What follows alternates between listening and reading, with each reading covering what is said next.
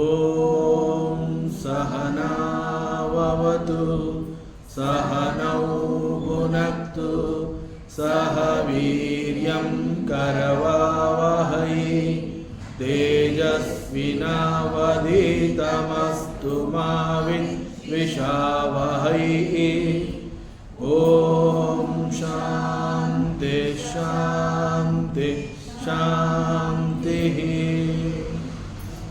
ಶ್ರೀಕೃಷ್ಣ ಸರ್ವವು ನಿನ್ನ ಸೇವೆಯಾಗಲಿ ಸ್ವಾಮಿ. ಎಲ್ಲ ಆಧ್ಯಾತ್ಮ ಬಂಧುಗಳಿಗೂ ನಮಸ್ಕಾರ ಮತ್ತು ಶ್ರೀ ಚಿಕ್ಕಲಿಂಗೇಶ್ವರ ಸ್ವಾಮಿ ದೇವಸ್ಥಾನದ ಜ್ಞಾನಯಜ್ಞ ಶಾಲೆಗೆ ಸ್ವಾಗತ. ಧ್ವನಿ ಗುರುದೇವದಾಗಿರಲಿ, ವಿಚಾರ ಪರಮಾತ್ಮನದಾಗಿರಲಿ, ಹಾಗೂ ಇದು ನನ್ನದಲ್ಲದ ಕರ್ಮವಾಗಲಿ. ಕಠೋಪನಿಷತ್. ಮೊದಲಿಗೆ ಪ್ರಾರ್ಥನೆ. ಓಂ ನಮೋ ಭಗವತೆ ವೈವಸ್ವತಾಯ ಮೃತ್ಯುವೇ ಬ್ರಹ್ಮವಿದ್ಯಾಚಾರ್ಯಾಯ ನಚಿಕೇತಸೇ ಚ.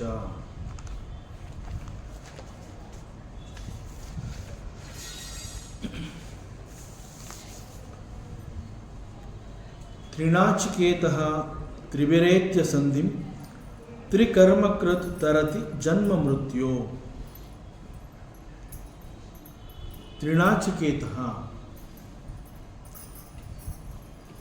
ಯಾರು 3 ಬಾರಿ ಈ ನಾಚಿಕೇತ ಅಗ್ನಿವಿದ್ಯೆಯನ್ನು ಮಾಡ್ತಾನೆ, ಹಾಗೂ ತ್ರಿವಿರೇತ್ಯ ಸಂಧಿ ಈ 3ಗಳೊಂದಿಗೆ ಅಸೋಸಿಯೇಟ್ ಆಗಿ ಆ ಮೂಲಕ ಸಂಸ್ಕಾರವನ್ನು ಜ್ಞಾನವನ್ನು ಪಡ್ಕೋತಾನೆ, ಮತ್ತು ತ್ರಿಕರ್ಮಕೃತ್ 3 ರೀತಿಯ ಕರ್ಮಗಳನ್ನು ಮಾಡ್ತಾನೆ, ಅಂತಹವನು ತರತಿ ಜನ್ಮ ಮೃತ್ಯು. ಅಂತಹವನು ತರತಿ ಅಂತಂದರೆ ದಾಟುವಂತಹದ್ದು. ಜನ್ಮ, ಹುಟ್ಟು ಮತ್ತು ಸಾವುಗಳನ್ನು ಅವನು ದಾಟ್ತಾನೆ. ಹುಟ್ಟು ಮತ್ತು ಸಾವಿನ ಆ ಒಂದು ಸೈಕಲನ್ನು ಅವನು ದಾಟ್ತಾನೆ, ಮೃತ್ಯುವಿನ ದವಡೆಯಿಂದ ತಪ್ಪಿಸ್ಕೋತಾನೆ. ಈ ಅರ್ಥಗಳು ಬರುತ್ತೆ. ಇಲ್ಲಿ 3 ಬಾರಿ ಅಗ್ನಿವಿದ್ಯೆಯನ್ನು ಮಾಡುವಂತಹದ್ದು ಅಥವಾ 3ಗಳೊಂದಿಗೆ ಸೇರಿ ಜ್ಞಾನವನ್ನು ಸಂಪಾದನೆ ಮಾಡೋದು ಅಂತ ಹೇಳಿದಾಗ ಅಲ್ಲಿ ಯಾವ ರೀತಿಯಲ್ಲಿ 3 ಬಾರಿ ಅಗ್ನಿವಿದ್ಯೆಯನ್ನು ಮಾಡಬೇಕು ಅನ್ನುವಂತಹದ್ದಾಗಲಿ, ಅಥವಾ ಯಾವ 3ಗಳೊಂದಿಗೆ ಸೇರಿ ಜ್ಞಾನ ಮತ್ತು ಸಂಸ್ಕಾರವನ್ನು ಹೆಚ್ಚಿಸಿಕೊಳ್ಳುವಂತಹದ್ದಾಗಲಿ, ಮತ್ತು 3 ರೀತಿಯ ಯಾವ ಕರ್ಮಗಳನ್ನು ಮಾಡಿದ್ರೆ ಅಂತಹವನು ಈ ಹುಟ್ಟು ಮತ್ತು ಸಾವನ್ನು ದಾಟ್ತಾನೆ. ಇಲ್ಲಿ ಇದರ ಬಗ್ಗೆ ಹೆಚ್ಚು ವಿವರಣೆಯನ್ನು ಕೊಟ್ಟಿಲ್ಲ ಉಪನಿಷತ್ನಲ್ಲಿ. ಆದರೆ ಆಚಾರ್ಯ ಶಂಕರರು ಇದಕ್ಕೆ ಭಾಷ್ಯವನ್ನು ಬರೀಬೇಕಾದ್ರೆ 3 ಬಾರಿ ಈ ನಾಚಿಕೇತ ಅಗ್ನಿ ವಿದ್ಯೆಯನ್ನು ಯಾವ ರೀತಿಯಲ್ಲಿ ಮಾಡಬೇಕು ಅದನ್ನು ಬಹಳ ಅದ್ಭುತವಾಗಿ ತಿಳಿಸ್ಕೊಟ್ಟಿದ್ದಾರೆ. ಅವ್ರು ಹೇಳ್ತಾರೆ, ತ್ರಿನಾಚಿಕೇತಃ 3 ಬಾರಿ ಅಗ್ನಿವಿದ್ಯೆಯನ್ನು ಮಾಡೋದು ಅಂತಂದರೆ ತತ್ವಿಜ್ಞಾನ, ತತ್ ಅಧ್ಯಯನ, ತತ್ ಅನುಷ್ಠಾನ. ತತ್ವಿಜ್ಞಾನ ಅಂತಂದರೆ ಯಾವ ಒಂದು ನಾಚಿಕೇತ ಅಗ್ನಿ ಅಥವಾ ಅಗ್ನಿವಿದ್ಯೆ ಸ್ವರ್ಗದ ಬಯಕೆಗಾಗಿ ಮಾಡಬೇಕಾಗಿರುವಂತಹ ಒಂದು ಕರ್ಮದ ಆಚರಣೆ, ಇವುಗಳನ್ನು ತತ್ವಿಜ್ಞಾನ. ಮೊದಲು ಅದನ್ನು ಚೆನ್ನಾಗಿ ನೀನು ಅದನ್ನು ತಿಳ್ಕೊ, ಹೇಗೆ ಮಾಡಬೇಕು ಅನ್ನುವಂತಹದ್ದನ್ನು ತಿಳ್ಕೊಂಡು ಮಾಡುವ ಕ್ರಮವನ್ನು ತತ್ ಅಧ್ಯಯನ, ಅದರ ಬಗ್ಗೆ ಶಾಸ್ತ್ರ ಗ್ರಂಥಗಳನ್ನು ಓದಿ ಕೂಲಂಕುಷವಾಗಿ ಪರಿಶೀಲಿಸಿ ಶಾಸ್ತ್ರ ತಿಳಿಸಿರುವ ರೀತಿಯಲ್ಲಿ ಅದು ಸರಿ ಅಂತ ಕಂಡುಬಂದು ಅದು ಓಕೆ ಅಂತ ಅನ್ನಿಸಿದಾಗ you have to implement it in your life. ತತ್ ಅನುಷ್ಠಾನ, ಅವುಗಳನ್ನು ನೀನು you have to practise it in your life. ಮತ್ತು ತ್ರಿವಿರೇತ್ಯ ಸಂಧಿಮ್ ಅಂತ ಹೇಳಿದಾಗ ಮತ್ತೆ ಆಚಾರ್ಯರು ಹೇಳ್ತಾರೆ, ಈ 3ಗಳೊಂದಿಗೆ ಯು ಹ್ಯಾವ್ ಟು ಅಸೋಸಿಯೇಟ್ ಅಂತಂದರೆ ಅವುಗಳೊಂದಿಗೆ ನೀನು ಸೇರಿಕೊಂಡು, ಟು ಅಸೋಸಿಯೇಟ್ ಅಂತಂದರೆ ಅವುಗಳೊಂದಿಗೆ ನೀನು ಸಂಪರ್ಕವನ್ನು ಸಾಧಿಸಿ ಸಂಬಂಧವನ್ನು ಹೊಂದಿ ಆ 3ಗಳಿಂದ ಪ್ರಯೋಜನಗಳನ್ನು ಪಡ್ಕೊಳ್ಳೋದು ಅಂತ. ಅಂದರೆ ಯಾವ ರೀತಿಯ 3ಗಳು ಅನ್ನುವಂಥದ್ದನ್ನು ಆಚಾರ್ಯರು ಹೇಳ್ತಾರೆ. ಮಾತ್ರ ಪಿತೃ ಆಚಾರ್ಯೈಹಿ, ಒಬ್ಬ ತಾಯಿಯಿಂದ ಕಲಿಯುವಂತಹದ್ದು ತುಂಬ ಇದೆ, ತಂದೆಯಿಂದ ಕಲಿಯುವಂತಹದ್ದಿದೆ, ಹಾಗೂ ಅನೇಕಗಳನ್ನು ತಾಯಿಯಿಂದಾಗಲಿ ತಂದೆಯಿಂದಾಗಲಿ ಕಲಿಸ್ಕೊಡೋದಕ್ಕೆ ಆಗೋದಿಲ್ಲ ಅನ್ನುವಂತಹ ಸಂದರ್ಭದಲ್ಲಿ ಅಂತಹ ರಹಸ್ಯವನ್ನು ಒಬ್ಬ ಗುರು, ಒಬ್ಬ ಆಚಾರ್ಯ ಅವನು ಅವೆಲ್ಲವನ್ನು ತಿಳಿಸ್ಕೊಡ್ತಾನೆ. ಅದರಿಂದ ಸಂಸ್ಕಾರವನ್ನು ಬೆಳೆಸ್ಕೋಬೇಕು ಅಂದಾಗ ಮುಖ್ಯವಾಗಿ ಸನ್ನಡತೆ, ಸಂಸ್ಕಾರವನ್ನು ಬೆಳೆಸ್ಕೊಳ್ಳೋದು ಅಂತಂದ್ರೆ ಅದೊಂದು ಸನ್ನಡತೆ, ಸಜ್ಜನಿಕೆ. ಅವುಗಳನ್ನು ಬಹಳ ಚಿಕ್ಕಂದಿನಿಂದಲೇ ನಮ್ಮ ಜೊತೆಗೆ ಪ್ರಾಕ್ಟೀಸ್ ಮಾಡ್ತಾ ಬರಬೇಕು. ಅವುಗಳ ಬಗ್ಗೆ ಆಸಕ್ತಿಯನ್ನು ಬೆಳೆಸ್ಕೊಡ್ಬೇಕು ಅಂತಂದಾಗ ಒಬ್ಬಳು ತಾಯಿ ಅದನ್ನು ಹೇಳ್ಕೊಡ್ತಾಳೆ. ಅದೇ ರೀತಿ ಒಬ್ಬ ತಂದೆ ಕೂಡ ಮಗುವಿಗೆ ಮುಂದೆ ಅದು ಹೇಗೆ ಬದುಕಬೇಕು, ಹೇಗೆ ಬಾಳಬೇಕು, ಅದಕ್ಕೆ ಎಷ್ಟು ಧೈರ್ಯ ಇರಬೇಕು, ಈ ಪ್ರಪಂಚದಲ್ಲಿ ಅನೇಕಗಳನ್ನು ಎದುರಿಸಬೇಕಾಗತ್ತೆ, ಅಂತಹ ಅನೇಕ ಸೂಕ್ಷ್ಮಗಳನ್ನು ಒಬ್ಬ ತಂದೆ ಕೂಡ ಹೇಳ್ಕೊಡ್ತಾನೆ. ತಂದೆ ತಾಯಿಯರಿಂದ ಆಗದೇ ಇರುವಂತಹ ಅನೇಕ ರಹಸ್ಯಗಳನ್ನು ಒಬ್ಬ ಆಚಾರ್ಯ ಹೇಳ್ಕೊಡ್ತಾನೆ. ಹೀಗೆ ಸಂಸ್ಕಾರ ಮತ್ತು ಜ್ಞಾನವನ್ನು ಈ ರೀತಿ ಬೆಳೆಸ್ಕೋಬೇಕು.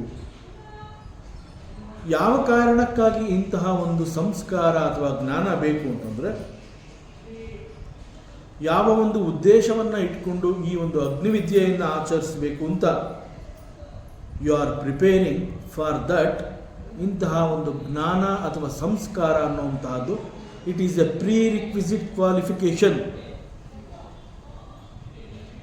ಆದ್ದರಿಂದ ಇವುಗಳನ್ನು ನೀನು ಕಲಿಬೇಕು ಅಂತ ಹೇಳ್ತಾರೆ. ಸೊ ಅಲ್ಲಿ ಮೊದಲನೇದು ಮಾತೃ ಮತ್ತು ಪಿತೃ ಆಚಾರ್ಯೈ ಸಂಧಿರೇತ್ಯ, ಅದನ್ನು ನೋಡಿ ಆಯಿತು. ದ ಸೆಕೆಂಡ್ ಪಾಸಿಬಿಲಿಟಿ ಯಾವುದು ಅಂತಂದರೆ ಶ್ರುತಿ ಸ್ಮೃತಿ ಶಿಷ್ಟೈ ಸಂಧಿಮೇತ್ಯ. ವೇದವನ್ನು ಅಥವಾ ವೇದ ಮಂತ್ರಗಳನ್ನು, ವೇದಾಂತವನ್ನು ಶ್ರುತಿ ಅಂತ ಕರೀತಾರೆ. ಯಾಕೆ ಅವುಗಳನ್ನು ಶ್ರುತಿ ಅಂತ ಕರೀತಾರೆ? ವೇದ, ವೇದಾಂತ ಅಥವಾ ಉಪನಿಷತ್ ಅಂತ ಹೇಳೋವು they come under the category of shruti. ಅಂತಂದರೆ ಶ್ರುತಿ ಅಂತಂದರೆ ಶ್ರವಣ, ಟು ಬಿ ಹರ್ಡ್, ಕೇಳಿಸ್ಕೊಳ್ಳುವಂತಹದ್ದು. ಹೇಗೆ ಕೇಳಿಸ್ಕೊಳ್ಳುವಂತಹದ್ದು?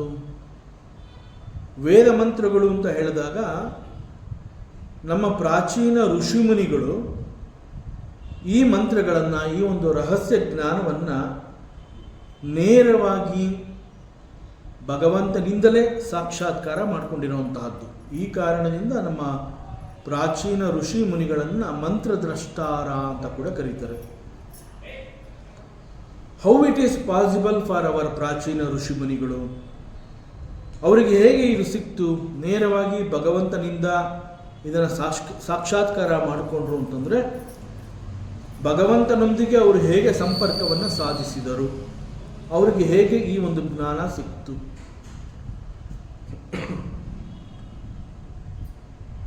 ನಮ್ಮ ಪ್ರಾಚೀನ ಋಷಿಮುನಿಗಳು ಅಂತ ಹೇಳಿದಾಗ they are called spiritual scientists.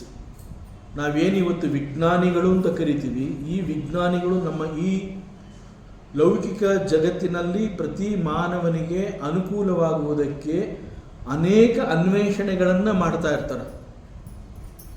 ಒಂದು ಜಗತ್ತು ತುಂಬ ಚೆನ್ನಾಗಿರಲಿ, ಜಗತ್ತಿನಲ್ಲಿರುವಂತಹ ಮಾನವ ಕುಲಕೋಟಿ, ಪ್ರಾಣಿ ಪಕ್ಷಿಗಳು, ನೇಚರು ಎಲ್ಲ ಚೆನ್ನಾಗಿರಬೇಕು ಅಂತ ಹೇಳಿ ನಮ್ಮ ಸೈಂಟಿಸ್ಟು ಹೇಗೆ ದಿನನಿತ್ಯ ಒಂದು ಸಂಶೋಧನೆ ಎನ್ನುವಂತಹದ್ದು ಮಾಡ್ತಾ ಇರ್ತಾರೆ, ಆ ರೀತಿಯಲ್ಲಿ ನಮ್ಮ ಪ್ರಾಚೀನ ಋಷಿಮುನಿಗಳು ಲೌಕಿಕ ಅನ್ನುವಂತಹದ್ದು ಶಾಶ್ವತ ಅಲ್ಲ.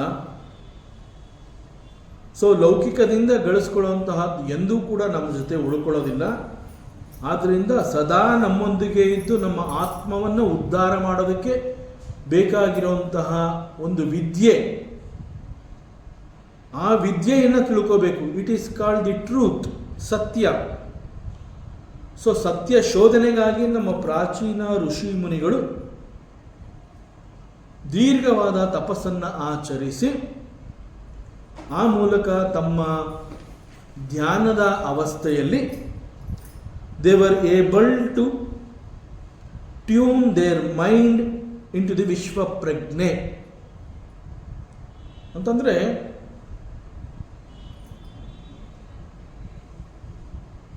ವಿಶ್ವಪ್ರಜ್ಞೆಯೊಂದಿಗೆ ತಮ್ಮನ್ನು ಗುರುತಿಸ್ಕೊಳ್ಳೋದು ಅಂತಂದರೆ ಸಾಮಾನ್ಯವಾಗಿ ನಾವೇನು ಹೇಳ್ತೀವಿ ನಮ್ಮ ಮನಸ್ಸು ಅಂತ ಹೇಳಿದಾಗ ಅಲ್ಲಿ ಮನಸ್ಸು ಅನ್ನುವಂತಹದ್ದು ಒಂದು ರೀತಿಯ ಪ್ರಜ್ಞೆ, ಅದು ನಮ್ಮನ್ನು ಎಚ್ಚರಿಸುತ್ತೆ. ನಮ್ಮನ್ನು ಅನೇಕ ಸಂದರ್ಭಗಳಲ್ಲಿ ಆ ಒಂದು ಜಾಗೃತಾವಸ್ಥೆ ಅಥವಾ ಅರಿವು ಅನ್ನುವಂತಹದ್ದನ್ನು ನಮಗೆ ಕೊಡುವಂತಹದ್ದು ಈ ಒಂದು ಮನಸ್ಸು. ಜೀವಾತ್ಮ ಅಂತ ಹೇಳಿದಾಗ ಅದನ್ನು ವ್ಯಷ್ಟಿ ಅಂತ ಕೂಡ ಹೇಳ್ತಾರೆ. ವೇದಾಂತದಲ್ಲಿ ವ್ಯಷ್ಟಿ ಅಂತ ಹೇಳ್ತಾರೆ. ವ್ಯಷ್ಟಿ ಅಂತಂದರೆ ಒಬ್ಬ ಜೀವ. ಸೊ ಪ್ರತಿಯೊಬ್ಬ ಜೀವನಲ್ಲಿಯೂ ಕೂಡ ಅವನದೇ ಆದಂತಹ ಒಂದು ಮನಸ್ಸಿರುತ್ತೆ. ಆ ಮನಸ್ಸು ಕೇವಲ ಅವನಿಗೆ ಅರ್ಥವಾಗುವಂತೆ ಅವನ ಜೊತೆ ಅದು ತನ್ನ ವ್ಯವಹಾರವನ್ನು ಮಾಡುತ್ತೆ. ಮತ್ತೊಬ್ಬನ ಮನಸ್ಸಿನಲ್ಲಿ ಏನಿದೆ ಅನ್ನುವಂತಹದ್ದು ನನಗೆ ಗೊತ್ತಾಗೋದಿಲ್ಲ, ನನ್ನ ಮನಸ್ಸಿನಲ್ಲಿ ಏನು ನಡೀತಾ ಇದೆ ಎನ್ನುವಂತಹದ್ದು ಮತ್ತೊಬ್ಬನಿಗೆ ಗೊತ್ತಾಗೋದಿಲ್ಲ. ಸೊ ಪ್ರತಿಯೊಬ್ಬ ಜೀವಾತ್ಮನ ಮನಸ್ಸು, ಸೊ ಇಂಡಿವಿಜುವಲ್ ಅಂತ ಹೇಳ್ತೀವಿ. ಸೊ ಒಬ್ಬ ವ್ಯಕ್ತಿ, ಒಬ್ಬ ಮನುಷ್ಯ, ಒಬ್ಬ ಜೀವಾತ್ಮ ತನ್ನ ಈ ಮನಸ್ಸನ್ನು ವಿಶ್ವಪ್ರಜ್ಞೆಯೊಂದಿಗೆ ಗುರುತಿಸ್ಕೋಬೇಕು ಅಂತಂದಾಗ ಮೊಟ್ಟ ಮೊದಲಿಗೆ ಅವನೇನು ಮಾಡಬೇಕು ಅಂತಂದರೆ, ನಾನು ಬೇರೆಯವರಿಗಿಂತ ಬೇರೆ ಅಲ್ಲ, ಅಥವಾ ಇತರರಿಗಿಂತ ನಾನು ಬೇರೆ ಅಲ್ಲ, ನನ್ನಂತೆ ಅವರು ಅಥವಾ ಅವರಂತೆ ನಾನು ಅಂತ ಹೇಳಿದಾಗ ನನ್ನಲ್ಲಿ ಯಾವ ಒಂದು ಪ್ರಜ್ಞೆ ಇದೆ ಆ ಪ್ರಜ್ಞೆ ಇಡೀ ವಿಶ್ವದಲ್ಲಿದೆ ಅಂತ ಹೇಳಿ ಆ ಒಂದು ಸಿದ್ಧಾಂತವನ್ನು ನಂಬಿ ಆ ವಿಶ್ವ ಪ್ರಜ್ಞೆಯೊಂದಿಗೆ ತಮ್ಮ ಮನಸ್ಸನ್ನು ವಿಲೀನಗೊಳಿಸುವಂತಹ ಪ್ರಕ್ರಿಯೆಯಲ್ಲಿ ತಮ್ಮನ್ನು ತಾವು ತೊಡಗಿಸಿಕೊಂಡು ದೀರ್ಘದ ಧ್ಯಾನದಲ್ಲಿದ್ದಾಗ ಆ ಮನಸ್ಸಿನ ಆ ವಿಶ್ವಪ್ರಜ್ಞೆಯೊಂದಿಗೆ ಗುರುತಿಸಿಕೊಂಡಾಗ it is possible for such ಋಷಿಗಳಿಗೆ ಆ ಭಗವಂತನ ನೇರವಾದ ಅಮೃತವಾಣಿ ಆತ್ಮಜ್ಞಾನದ ರಹಸ್ಯ ಅನ್ನುವಂತಹದ್ದು they were able to hear. So ಇಲ್ಲಿ ವೇದದ ಮಂತ್ರಗಳು ಹೀಗೆ ನೇರವಾಗಿ ಭಗವಂತನಿಂದಲೇ ಇವರು ಸಾಕ್ಷಾತ್ಕಾರ ಮಾಡಿಕೊಂಡಿದ್ದಾರೆ ಅಂತಂದಾಗ ಅದು ಭಗವಂತನ ಅಮೃತವಾಣಿ ಅಂತಂದ ಮೇಲೆ ಅಲ್ಲಿ ಯಾವುದೇ ವ್ಯಕ್ತಿಯ ಒಂದು ಕೈವಾಡ ಇಲ್ಲ, ಅಪೌರುಷೇಯ. ಅದಕ್ಕೆ ವೇದ ಮಂತ್ರಗಳನ್ನು ಅಪೌರುಷೇಯ ಅಂತ ಹೇಳ್ತಾರೆ. ಹೀಗೆ ರಹಸ್ಯ ಜ್ಞಾನವನ್ನು, ಆತ್ಮಜ್ಞಾನವನ್ನು ಲೋಕೋದ್ಧಾರಕ್ಕಾಗಿ, ಆತ್ಮದ ಉದ್ಧಾರಕ್ಕಾಗಿ ಬೇಕಾಗುವಂತಹ ಜ್ಞಾನವನ್ನು ತಮ್ಮ ದೀರ್ಘ ಧ್ಯಾನದ ಅವಸ್ಥೆಯಲ್ಲಿ ನೇರವಾಗಿ ಭಗವಂತನೊಡನೆ ಸಂಪರ್ಕವನ್ನು ಸಾಧಿಸಿ ಸಾಕ್ಷಾತ್ಕಾರ ಮಾಡಿಕೊಂಡಿರೋದ್ರಿಂದ ಇಂತಹದನ್ನು ಶ್ರುತಿ, ಕೇವಲ ಆ ಋಷಿಗಳಿಗೂ ಅವರು ಮಾತ್ರ ಅದು ಕೇಳಿಸ್ಕೊಂಡಿರೋವಂತಹದ್ದು. ಸೊ ಶ್ರುತಿ ಅಂತಂದರೆ ಒಂದು ಅರ್ಥ ಅವರ ಶ್ರವಣಕ್ಕೆ ಸಿಕ್ಕಂತಹ ಒಂದು ವಿಚಾರ. ಸೊ ಅದಕ್ಕೆ ಅದನ್ನು ಶ್ರುತಿ. ಸೊ ವೇದ ಮಂತ್ರಗಳು ಅಂತಂದರೆ it is called shruti. So ಹೀಗೆ ವೇದ ಮಂತ್ರಗಳು ಅಂತ ಹೇಳಿದಾಗ ಇಟ್ ಈಸ್ ಅಪೌರುಷೇಯ. ಅಲ್ಲಿ no human being is involved. So ಇಂತಹ ಒಂದು ಜ್ಞಾನವನ್ನು ನೇರವಾಗಿ ಭಗವಂತನಿಂದಲೇ ಅವರು ಪಡ್ಕೊಂಡಿರುವಂತಹದ್ದು. ಭಗವಂತನಿಂದ ಪಡ್ಕೊಂಡಂತಹ ಈ ರೀತಿಯ ಶಾಸ್ತ್ರಗಳನ್ನು ಶ್ರುತಿ ಅಂತ ಕರೀತಾರೆ. ನಂತರದಲ್ಲಿ ಮತ್ತೊಂದು ರೀತಿಯ ಶಾಸ್ತ್ರ ಗ್ರಂಥಗಳಿದೆ. ಅದೇನು ಅಂತಂದರೆ ಇಟ್ ಈಸ್ ಕಾಲ್ಡ್ ಸ್ಮೃತಿ. ಶ್ರುತಿ ಅಂತಂದರೆ ನೇರವಾಗಿ ಭಗವಂತನಿಂದ ತಿಳ್ಕೊಂಡಿರುವಂತಹದ್ದು. ಸ್ಮೃತಿ ಅಂತಂದರೆ ಇಟ್ ಈಸ್ ಪೌರುಷೇಯ ಅಂತಂದರೆ ಒಬ್ಬ ಜ್ಞಾನಿಯ ನೆನಪಿನಲ್ಲಿ ಸಿಕ್ಕಂತಹ ವಿಚಾರವನ್ನು ಅವನು ಮುಂದಿನ ಪೀಳಿಗೆಗೆ ಬೇಕು ಅಂತ ಹೇಳಿ ಅದನ್ನು ಒಂದು ಗ್ರಂಥ ಅಥವಾ ಶಾಸ್ತ್ರವನ್ನಾಗಿ ರಚಿಸಿ ಲೋಕದ ಸಮಸ್ತರಿಗೂ ಅದು ಸಿಗೋ ಹಾಗೆ ಮಾಡ್ತಾನೆ. ಸೊ ಸ್ಮೃತಿ ಅಂತಂದರೆ ಒಬ್ಬ ವ್ಯಕ್ತಿ, ಒಬ್ಬ ಪುರುಷನ ಕಾರಣದಿಂದ ಸಿಕ್ಕಿರುವಂತಹ ಶಾಸ್ತ್ರ ಗ್ರಂಥ. ಶ್ರುತಿ ಅಂತಂದರೆ ನೇರವಾಗಿ ಭಗವಂತನಿಂದ ಸಿಕ್ಕಂತಹ ಶಾಸ್ತ್ರ. ಸೊ ಇಲ್ಲಿ ಸ್ಮೃತಿ ಅಂತಂದರೆ ಉದಾಹರಣೆಗೆ ಭಾಗವತ ಇರಬಹುದು, ರಾಮಾಯಣ ಇರಬಹುದು, ಮಹಾಭಾರತ ಇರಬಹುದು. ಇವೆಲ್ಲವನ್ನು, ರಾಮಾಯಣವನ್ನು ಒಬ್ಬ ವಾಲ್ಮೀಕಿ ಎನ್ನುವಂತಹ ಋಷಿ ರಚಿಸಿರುವಂತಹದ್ದು. ಮಹಾಭಾರತವನ್ನು ಭಗವಾನ್ ವೇದವ್ಯಾಸ ರಚಿಸಿಕೊಟ್ಟಿದ್ದಾರೆ. ಸೊ ಇಲ್ಲಿ ವಾಲ್ಮೀಕಿ, ಭಗವಾನ್ ವೇದವ್ಯಾಸ ಇಂತಹವರ ಕೃಪೆಯಿಂದ ಸಿಕ್ಕಂತಹ ಈ ಒಂದು ಗ್ರಂಥಗಳನ್ನು ಸ್ಮೃತಿ, ಬಿಕಾಸ್ ಅವರ ಸ್ಮರಣೆಯಲ್ಲಿ ಬಂದಂತಹ ವಿಚಾರವನ್ನು ಅವರು ಗ್ರಂಥದ ಮೂಲಕ ಇಡೀ ಲೋಕಕ್ಕೆ ಅರ್ಪಣೆ ಮಾಡಿರುವಂತಹದ್ದು. So it is somebody's memory, ಒಬ್ಬ ಮಹಾಪುರುಷನ ಕೃತಿಗಳು. ಹೀಗೆ ಹೇಳಿದಾಗ ಭಗವದ್ಗೀತೆ ಅಂತಂದಾಗ ಶ್ರೀ ಭಗವಾನುವಾಚ ಅಂತ ಹೇಳ್ತಾರೆ. ಅಂತಂದ್ರೆ ಭಗವಂತ ಹೇಳ್ತಾ ಇದ್ದಾನೆ ಅಂತಂದಾಗ ಇದು ಶ್ರುತಿನ ಅಥವಾ ಸ್ಮೃತಿನ ಅನ್ನುವಂತಹ ಒಂದು ಕನ್ಫ್ಯೂಷನ್ ಆಗಬಹುದು. ಯಾಕೆ ಅಂತಂದರೆ ದೀರ್ಘ ಧ್ಯಾನದ ಅವಸ್ಥೆಯಲ್ಲಿ ನಮ್ಮ ಪ್ರಾಚೀನ ಋಷಿಮುನಿಗಳು ನೇರವಾಗಿ ಭಗವಂತನಿಂದ ಕೇಳಿಸ್ಕೊಂಡಿರುವಂತಹದ್ದು ಶ್ರುತಿ ಅಂತ ಅಂದ ಮೇಲೆ ಭಗವಾನುವಾಚ ಅಂತ ಭಗವದ್ಗೀತೆಯಲ್ಲಿ ಬರೋದರಿಂದ ಭಗವದ್ಗೀತೆಯನ್ನು ಪರಮಾತ್ಮನೇ ಹೇಳ್ತಾ ಇರೋದ್ರಿಂದ ಇದು ಶ್ರುತಿನ ಸ್ಮೃತಿನ ಅನ್ನುವಂತಹ ಡೌಟ್ ಬರೋದು ಸಹಜ.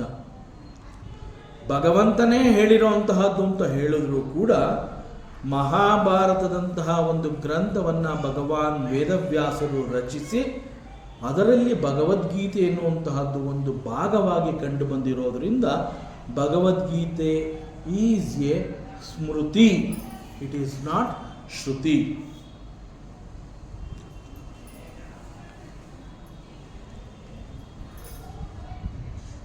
ಸೊ ಶ್ರುತಿ ಸ್ಮೃತಿ ಇವುಗಳು ಕೂಡ ಮನುಷ್ಯನನ್ನು ಅವನ ಬದುಕಿನಲ್ಲಿ ಅವನನ್ನು ತಿದ್ದೋದಕ್ಕೆ ಸಾಕಷ್ಟು ಸಹಾಯವನ್ನು ಮಾಡುತ್ತೆ. ನಂತರ ಶಿಷ್ಟೈಹಿ, ಶ್ರುತಿ ಸ್ಮೃತಿ ಶಿಷ್ಟೈಹಿ ಸಂಧಿರೇತ್ಯ. ಶಿಷ್ಟೈಹಿ ಅಂತಂದರೆ ಒಬ್ಬ ಮಹಾಪುರುಷನನ್ನು, ಸಂತನನ್ನು, ಸದ್ಗುರುವನ್ನು, ಮಹಾತ್ಮನನ್ನು ಶಿಷ್ಟೈಹಿ ಅಂತ ಕರೀತಾರೆ. ಶಿಷ್ಟೈಹಿ ಅಂತಂದರೆ ಅವನೊಬ್ಬ ಶಿಕ್ಷಿತ, ಶಿಕ್ಷಣವನ್ನು ಪಡೆದಿರುವವನು, ಸುಶಿಕ್ಷಿತ, ಎ ವೈಸ್ ಪರ್ಸನ್, ಜ್ಞಾನಿ, ಅನುಭವಿ, ಈ ಅರ್ಥಗಳೆಲ್ಲ ಬರುತ್ತೆ. ಮತ್ತು ಈ ಸಂದರ್ಭದಲ್ಲಿ ಆಚಾರ್ಯರು ದ ಸೆಕೆಂಡ್ ಪಾಸಿಬಿಲಿಟಿ ಅಂತ ಹೇಳಿ ಶ್ರುತಿ ಸ್ಮೃತಿ ಶಿಷ್ಟೈಹಿ ಅಂತ ಹೇಳಿರೋದ್ರಿಂದ ಮುಖ್ಯವಾಗಿ ಸಾಕ್ಷಾತ್ ಭಗವಂತನೇ ಅನುಗ್ರಹ ಮಾಡಿರುವಂತಹದ್ದು ಶ್ರುತಿ ಅಂತ ಹೇಳಿದ್ಮೇಲೆ ಸ್ಮೃತಿ ಅನ್ನುವಂತಹದ್ದು ಬೇಕಿತ್ತ ಅಂತ ಒಂದು ಕ್ವಶನ್. ಮತ್ತು ಶ್ರುತಿ ಸ್ಮೃತಿ ಅವೆರಡೂ ಇದ್ದಾಗ ಶಿಷ್ಟೈಹಿ ಒಬ್ಬ ಮಹಾಪುರುಷನ ಅಗತ್ಯ ಇದೆಯಾ ಅನ್ನುವಂತಹ ಪ್ರಶ್ನೆ ಕೂಡ ಬರುತ್ತೆ. Because there are so many situations. ನಮ್ಮ ಬದುಕಿನಲ್ಲಿ ನಮಗೆ ಅನೇಕ ಸನ್ನಿವೇಶಗಳು ಬರುತ್ತೆ. ಯಾವ ಘಟನೆ ಯಾವ ಕ್ಷಣದಲ್ಲಿ ನಮ್ಮ ಕಣ್ಣೆದುರಿಗೆ ಬಂದು ನಿಲ್ಲುತ್ತೆ ಅನ್ನುವಂತಹದ್ದು ನಮಗೆ ಗೊತ್ತಾಗೋದಿಲ್ಲ. We have to be ready. ಮುಂದಿನ ಕ್ಷಣ ನನ್ನ ಜೀವನ ಹೇಗಿರುತ್ತೆ ಅನ್ನುವಂತಹದ್ದು ನನಗೆ ಗೊತ್ತಿಲ್ಲ. ಸೊ ಸನ್ನಿವೇಶಗಳನ್ನು ನಾವು ಎದುರಿಸ್ತಾ ಹೋಗಬೇಕಾಗುತ್ತೆ. ಅನೇಕ ಸಂದರ್ಭದಲ್ಲಿ ಆ ಘಟನೆಗಳು ಅಥವಾ ಸನ್ನಿವೇಶಗಳು ಹೇಗಿರುತ್ತೆ ಅಂತಂದರೆ ನಮ್ಮ ಕಲ್ಪನೆಗಳಿಗೂ ಅದು ಸಿಗೋದಿಲ್ಲ. ನಾನು ಇಮ್ಯಾಜಿನ್ ಮಾಡ್ಕೋತೀನಿ ಅಂತಂದರೆ ನನ್ನ ಇಮ್ಯಾಜಿನೇಷನ್ಗೆ ಕೂಡ ಸಿಗದೇ ಇರುವಂತಹ ಅನೇಕ ಘಟನೆಗಳು ಅಲ್ಲಿ ನಮ್ಮ ಜೀವನದಲ್ಲಿ ನಡೀಬಹುದು. ಅಂತಹ ಸಂದರ್ಭದಲ್ಲಿ ಯಾವುದೇ ಒಂದು ಸನ್ನಿವೇಶ ಅಂತ ಹೇಳಿದಾಗ ವಿ ಕೆನಾಟ್ ಎಸ್ಕೇಪ್. ನಾವು ತಪ್ಪಿಸ್ಕೊಳ್ಳೋದಕ್ಕೆ ಸಾಧ್ಯವೇ ಇಲ್ಲ. ನಾವು ಅನ್ಕೋಬೋದು ನಾನು ಇದನ್ನು ಫೇಸ್ ಮಾಡಲ್ಲ, ಅದೇನಾಗುತ್ತೋ ಆಗಲಿ. ಫೇಸ್ ಮಾಡಿದ್ರೆ ಯಾಕೆ ಮಾಡೋಕ್ಕಾಗೋದಿಲ್ಲ ಅಂತಂದರೆ ನನಗೆ ಅದನ್ನು ಫೇಸ್ ಮಾಡೋಷ್ಟು ಬುದ್ಧಿವಂತಿಕೆ ಮತ್ತು ಧೈರ್ಯ ಇಲ್ಲ. ಇಂತಹ ಘಟನೆ ನನ್ನ ಜೀವನದಲ್ಲಿ ನಡೆದಿದೆ, ಇದು ನನಗೆ ಬೇಕಿರಲಿಲ್ಲ, ನನಗೆ ಬೇಡದ ಈ ಘಟನೆ ನನ್ನ ಜೀವನದಲ್ಲಿ ನಡೀತಾ ಇದೆ, ನನ್ನ ಕಣ್ಣೆದುರಿಗೆ ಬಂದು ನಿಂತಿದೆ ಅಂತಂದಾಗ ಇದನ್ನು ಫೇಸ್ ಮಾಡಬೇಕು ಅಂತಂದರೆ ನನಗೆ ತುಂಬ ಶಕ್ತಿ ಬೇಕು. ಅಷ್ಟು ಶಕ್ತಿ ನನ್ನಲ್ಲಿ ಇದೆಯೋ ಇಲ್ವೋ ಗೊತ್ತಿಲ್ಲ. Let me not face it, ತಪ್ಪಿಸ್ಕೊಂಬಿಡೋಣ ಅನ್ನುವಂತಹ ಪ್ರಯತ್ನವನ್ನು ಮಾಡಿದ್ರು ಕೂಡ ಐ ಕೆನಾಟ್ ಎಸ್ಕೇಪ್. ಅದಕ್ಕೆ ಋಗ್ವೇದದಲ್ಲಿ ಒಂದು ಕಡೆ ಒಂದು ಮಂತ್ರ ಈ ರೀತಿ ಹೇಳುತ್ತೆ, ನಿನ್ನ ಜೀವನದಲ್ಲಿ ಬರುವಂತಹ ಘಟನೆ ಅದು ನಿನಗಾಗಿಯೇ ಬಂದಿದೆ, ನಿನಗಾಗಿಯೇ ಬಂದಿರುವಂತಹ ಆ ಘಟನೆಯನ್ನ ನೀನು ನಿನ್ನ ಗಣನೆಗೆ ತಗೊಂಡು ಅದನ್ನ ಒಳ್ಳೆಯದು ಕೆಟ್ಟದು ಅಂತ ತೀರ್ಮಾನ ಮಾಡುವಂತಹದ್ದು ನಿನ್ನ ಮನಸ್ಸು. ಇನ್ಫ್ಯಾಕ್ಟ್ ಒಂದು ಘಟನೆ ನಿನ್ನ ಎದುರುಗಡೆ ಬಂದು ನಿನಗಾಗಿ ಬಂದು ನಿಂತಿದೆ ಅಂತಂದಾಗ ಅದರಿಂದ ನಿನಗೇನೋ ಒಂದು ಸಿಗಲೇಬೇಕು, ಅದು ಅದನ್ನು ಕೊಟ್ಟು ಹೋಗೋದಕ್ಕೆ ಬಂದಿರುವಂತಹದ್ದು. So you should not escape. So what you have to face, ಯಾವುದನ್ನು ನೀನು ಎದುರಿಸಬೇಕೋ ಅದನ್ನು ನೀನು ಎದುರಿಸ್ಬಿಡು. ಎದುರಿಸುವಂತಹ ಸಂದರ್ಭದಲ್ಲಿ ಆಗ ನಿನಗೆ ಗೊತ್ತಿಲ್ಲದೆ ಇರೋ ಹಾಗೆ ಅನೇಕ ವಿಚಾರಗಳು ತಿಳಿದು ಅದು ನಿನ್ನನ್ನು ಗಟ್ಟಿಯಾಗಿ ಮಾಡುತ್ತೆ. You will become very strong ಅಂತ ಒಂದು ಮಂತ್ರದ ಸಾರಾಂಶ ಈ ರೀತಿ ಹೇಳುತ್ತೆ. ಘಟನೆಗಳನ್ನು ನಾವು ಯಾಕೆ ಎದುರಿಸಬೇಕು ಅಂತಂದರೆ, ಮಹಾಭಾರತದಲ್ಲಿ ಒಂದು ಕಡೆ ಬರುತ್ತೆ, ಒಮ್ಮೆ ಶ್ರೀಕೃಷ್ಣ ಮತ್ತು ಬಲರಾಮ ಒಂದು ಕಾಡಿನಲ್ಲಿ ವಾಕ್ ಮಾಡ್ತಾ ಇರ್ತಾರೆ, ಒಂದು ಕಾಡಲ್ಲಿ ಹೋಗ್ತಾ ಇರ್ತಾರೆ. ಸಾಯಂಕಾಲದ ಸಮಯ, ಸೂರ್ಯ ಮುಳುಗ್ತಾ ಇರುವಂತಹ ಸಮಯ. ಯಾವುದೇ ಕ್ಷಣದಲ್ಲಿ ಸೂರ್ಯ ಮುಳುಗಿ ಕತ್ತಲು ಆವರಿಸುವಂತಹದ್ದು. ಹೇಳಿ ಕೇಳಿ ಅದು ದೊಡ್ಡ ಕಾಡು. ಆ ಕಾಡಿನಲ್ಲಿ ಇವರಿಬ್ಬರೇ, ಶ್ರೀಕೃಷ್ಣ ಮತ್ತು ಬಲರಾಮ. ಆಗ ಕೃಷ್ಣ ಹೇಳ್ತಾನೆ, ಸಂಜೆ ಆಗ್ತಾ ಇದೆ, ಇನ್ನೇನು ಕತ್ಲೆ ಆಗೋಗುತ್ತೆ, ನಾವು ಈ ಕಾಡಿನಲ್ಲಿ ಹೋಗೋದಕ್ಕೆ ನಮಗೆ ದಾರಿ ಕಾಣೋದಿಲ್ಲ. ಸೊ ಒಂದು ಕೆಲಸ ಮಾಡೋಣ, ಈ ರಾತ್ರಿ ನಾವು ಈ ಕಾಡಿನಲ್ಲೇ ಉಳ್ಕೋಬೇಕಾಗುತ್ತೆ. ನಾನು ಒಂದು ಸ್ವಲ್ಪ ಹೊತ್ತು ಮಲ್ಕೋತೀನಿ, ಆಮೇಲೆ ನೀನು ಒಂದು ಸ್ವಲ್ಪ ಹೊತ್ತು ಮಲ್ಕೋ, ಆವಾಗ ನಾನು ಎಚ್ಚರ ಮಾಡ್ಕೋತೀನಿ. ಸೊ ಮೊದಲು ನಾನು ಮಲ್ಕೋತೀನಿ, ನೀನು ಎಚ್ಚರದಿಂದ ಇರು. ಆಮೇಲೆ ನೀನು ಮಲ್ಕೋಬೇಕು ಅಂತ ನಿನಗೆ ಅನ್ನಿಸ್ದಾಗ ನನಗೆ ಎಚ್ಚರ ಮಾಡು, ನಾನು ಕಾವಲು ಕಾಯ್ತೀನಿ. ಸೊ ಹೀಗೆ ಅವರಿಬ್ಬರು ಮಾತನಾಡ್ಕೋತಾರೆ. ಮೊದಲಿಗೆ ಕೃಷ್ಣ ಮಲ್ಕೋತಾನೆ, ಬಲರಾಮ ಎಚ್ಚರವಾಗಿರ್ತಾನೆ. ಒಂದು ಸ್ವಲ್ಪ ಹೊತ್ತಾದಾಗ ಬಲರಾಮನ ಕಣ್ಣೆದುರುಗಡೆಗೆ ಒಬ್ಬ ದೊಡ್ಡ ರಾಕ್ಷಸ ಬಂದು ನಿಂತ್ಕೋತಾನೆ. ರಾಕ್ಷಸ ಅಂತ ಹೇಳಿದಾಗ ದೈತ್ಯಾಕಾರ, ನಾವು ಹೇಗೇನೆಲ್ಲ ಕಲ್ಪನೆ ಮಾಡ್ಕೋಬಹುದೋ ಆ ರೀತಿಯಲ್ಲಿ ನಾವು ಕಲ್ಪನೆ ಮಾಡಿಕೊಂಡು ಭಯಂಕರ ರೂಪದ ಒಬ್ಬ ರಾಕ್ಷಸ ಬಲರಾಮನ ಎದುರುಗಡೆ ಬಂದು ನಿಂತಿದ್ದಾನೆ. ಅವನೇನು ಮಾಡ್ತಾನೆ, ಬಲರಾಮನನ್ನು ನೋಡ್ಬಿಟ್ಟು ಜೋರಾಗಿ ಕಿರುಚ್ತಾನೆ. ಕಿರುಚಿದಾಗ ಬಲರಾಮ ಸ್ವಲ್ಪ ಭಯ ಬೀಳ್ತಾನೆ. ಯಾಕೆಂತಂದ್ರೆ ಅವನು ಎಕ್ಸ್ಪೆಕ್ಟ್ ಮಾಡಿರೋದಿಲ್ಲ, ಏಕಾಏಕಿ ಒಬ್ಬ ರಾಕ್ಷಸ, ಅದು ದೈತ್ಯಾಕಾರ ನನ್ನ ಮುಂದೆ ಬಂದು ನಿಂತ್ಕೊಂಡು ಹಿಂಗೆ ಕಿರ್ಚಿದಾನಲ್ಲ ಅಂತ ಹೇಳಿ ಬೆಚ್ಚಿ ಬೀಳ್ತಾನೆ. ಯಾವಾಗ ಬಲರಾಮ ಹೆದರಿದಾನೆ ಅಂತ ಅನ್ನಿಸ್ತು, ಆಗ ಆ ಒಂದು ರಾಕ್ಷಸ ಕೃತಿ ಮತ್ತಷ್ಟು ಬೃಹದಾಕಾರವಾಗಿ ಬೆಳೆಯುತ್ತೆ. ಬಲರಾಮ ಮತ್ತಷ್ಟು ಕುಗ್ಗುತ್ತಾನೆ. ಬಲರಾಮ ಕುಗ್ಗಿರುವಂತಹದನ್ನು ಕಂಡು ಆ ರಾಕ್ಷಸ ಮತ್ತೊಮ್ಮೆ ಜೋರಾಗಿ ಕಿರುಚ್ತಾನೆ. ಮತ್ತೆ ಬಲರಾಮ ಭಯಕ್ಕೆ ಒಳಗಾಗಿ ಮತ್ತಷ್ಟು ಕುಗ್ಗುತ್ತಾನೆ. ಆ ರಾಕ್ಷಸ ಮತ್ತಷ್ಟು ಬೆಳೀತಾನೆ. ಮತ್ತೊಮ್ಮೆ ಆ ರಾಕ್ಷಸ ಬಲರಾಮನ ಎದುರುಗಡೆ ನಿಂತ್ಕೊಂಡು ಬಹಳ ಜೋರಾಗಿ ಭಯಂಕರವಾಗಿ ಕಿರುಚ್ತಾನೆ.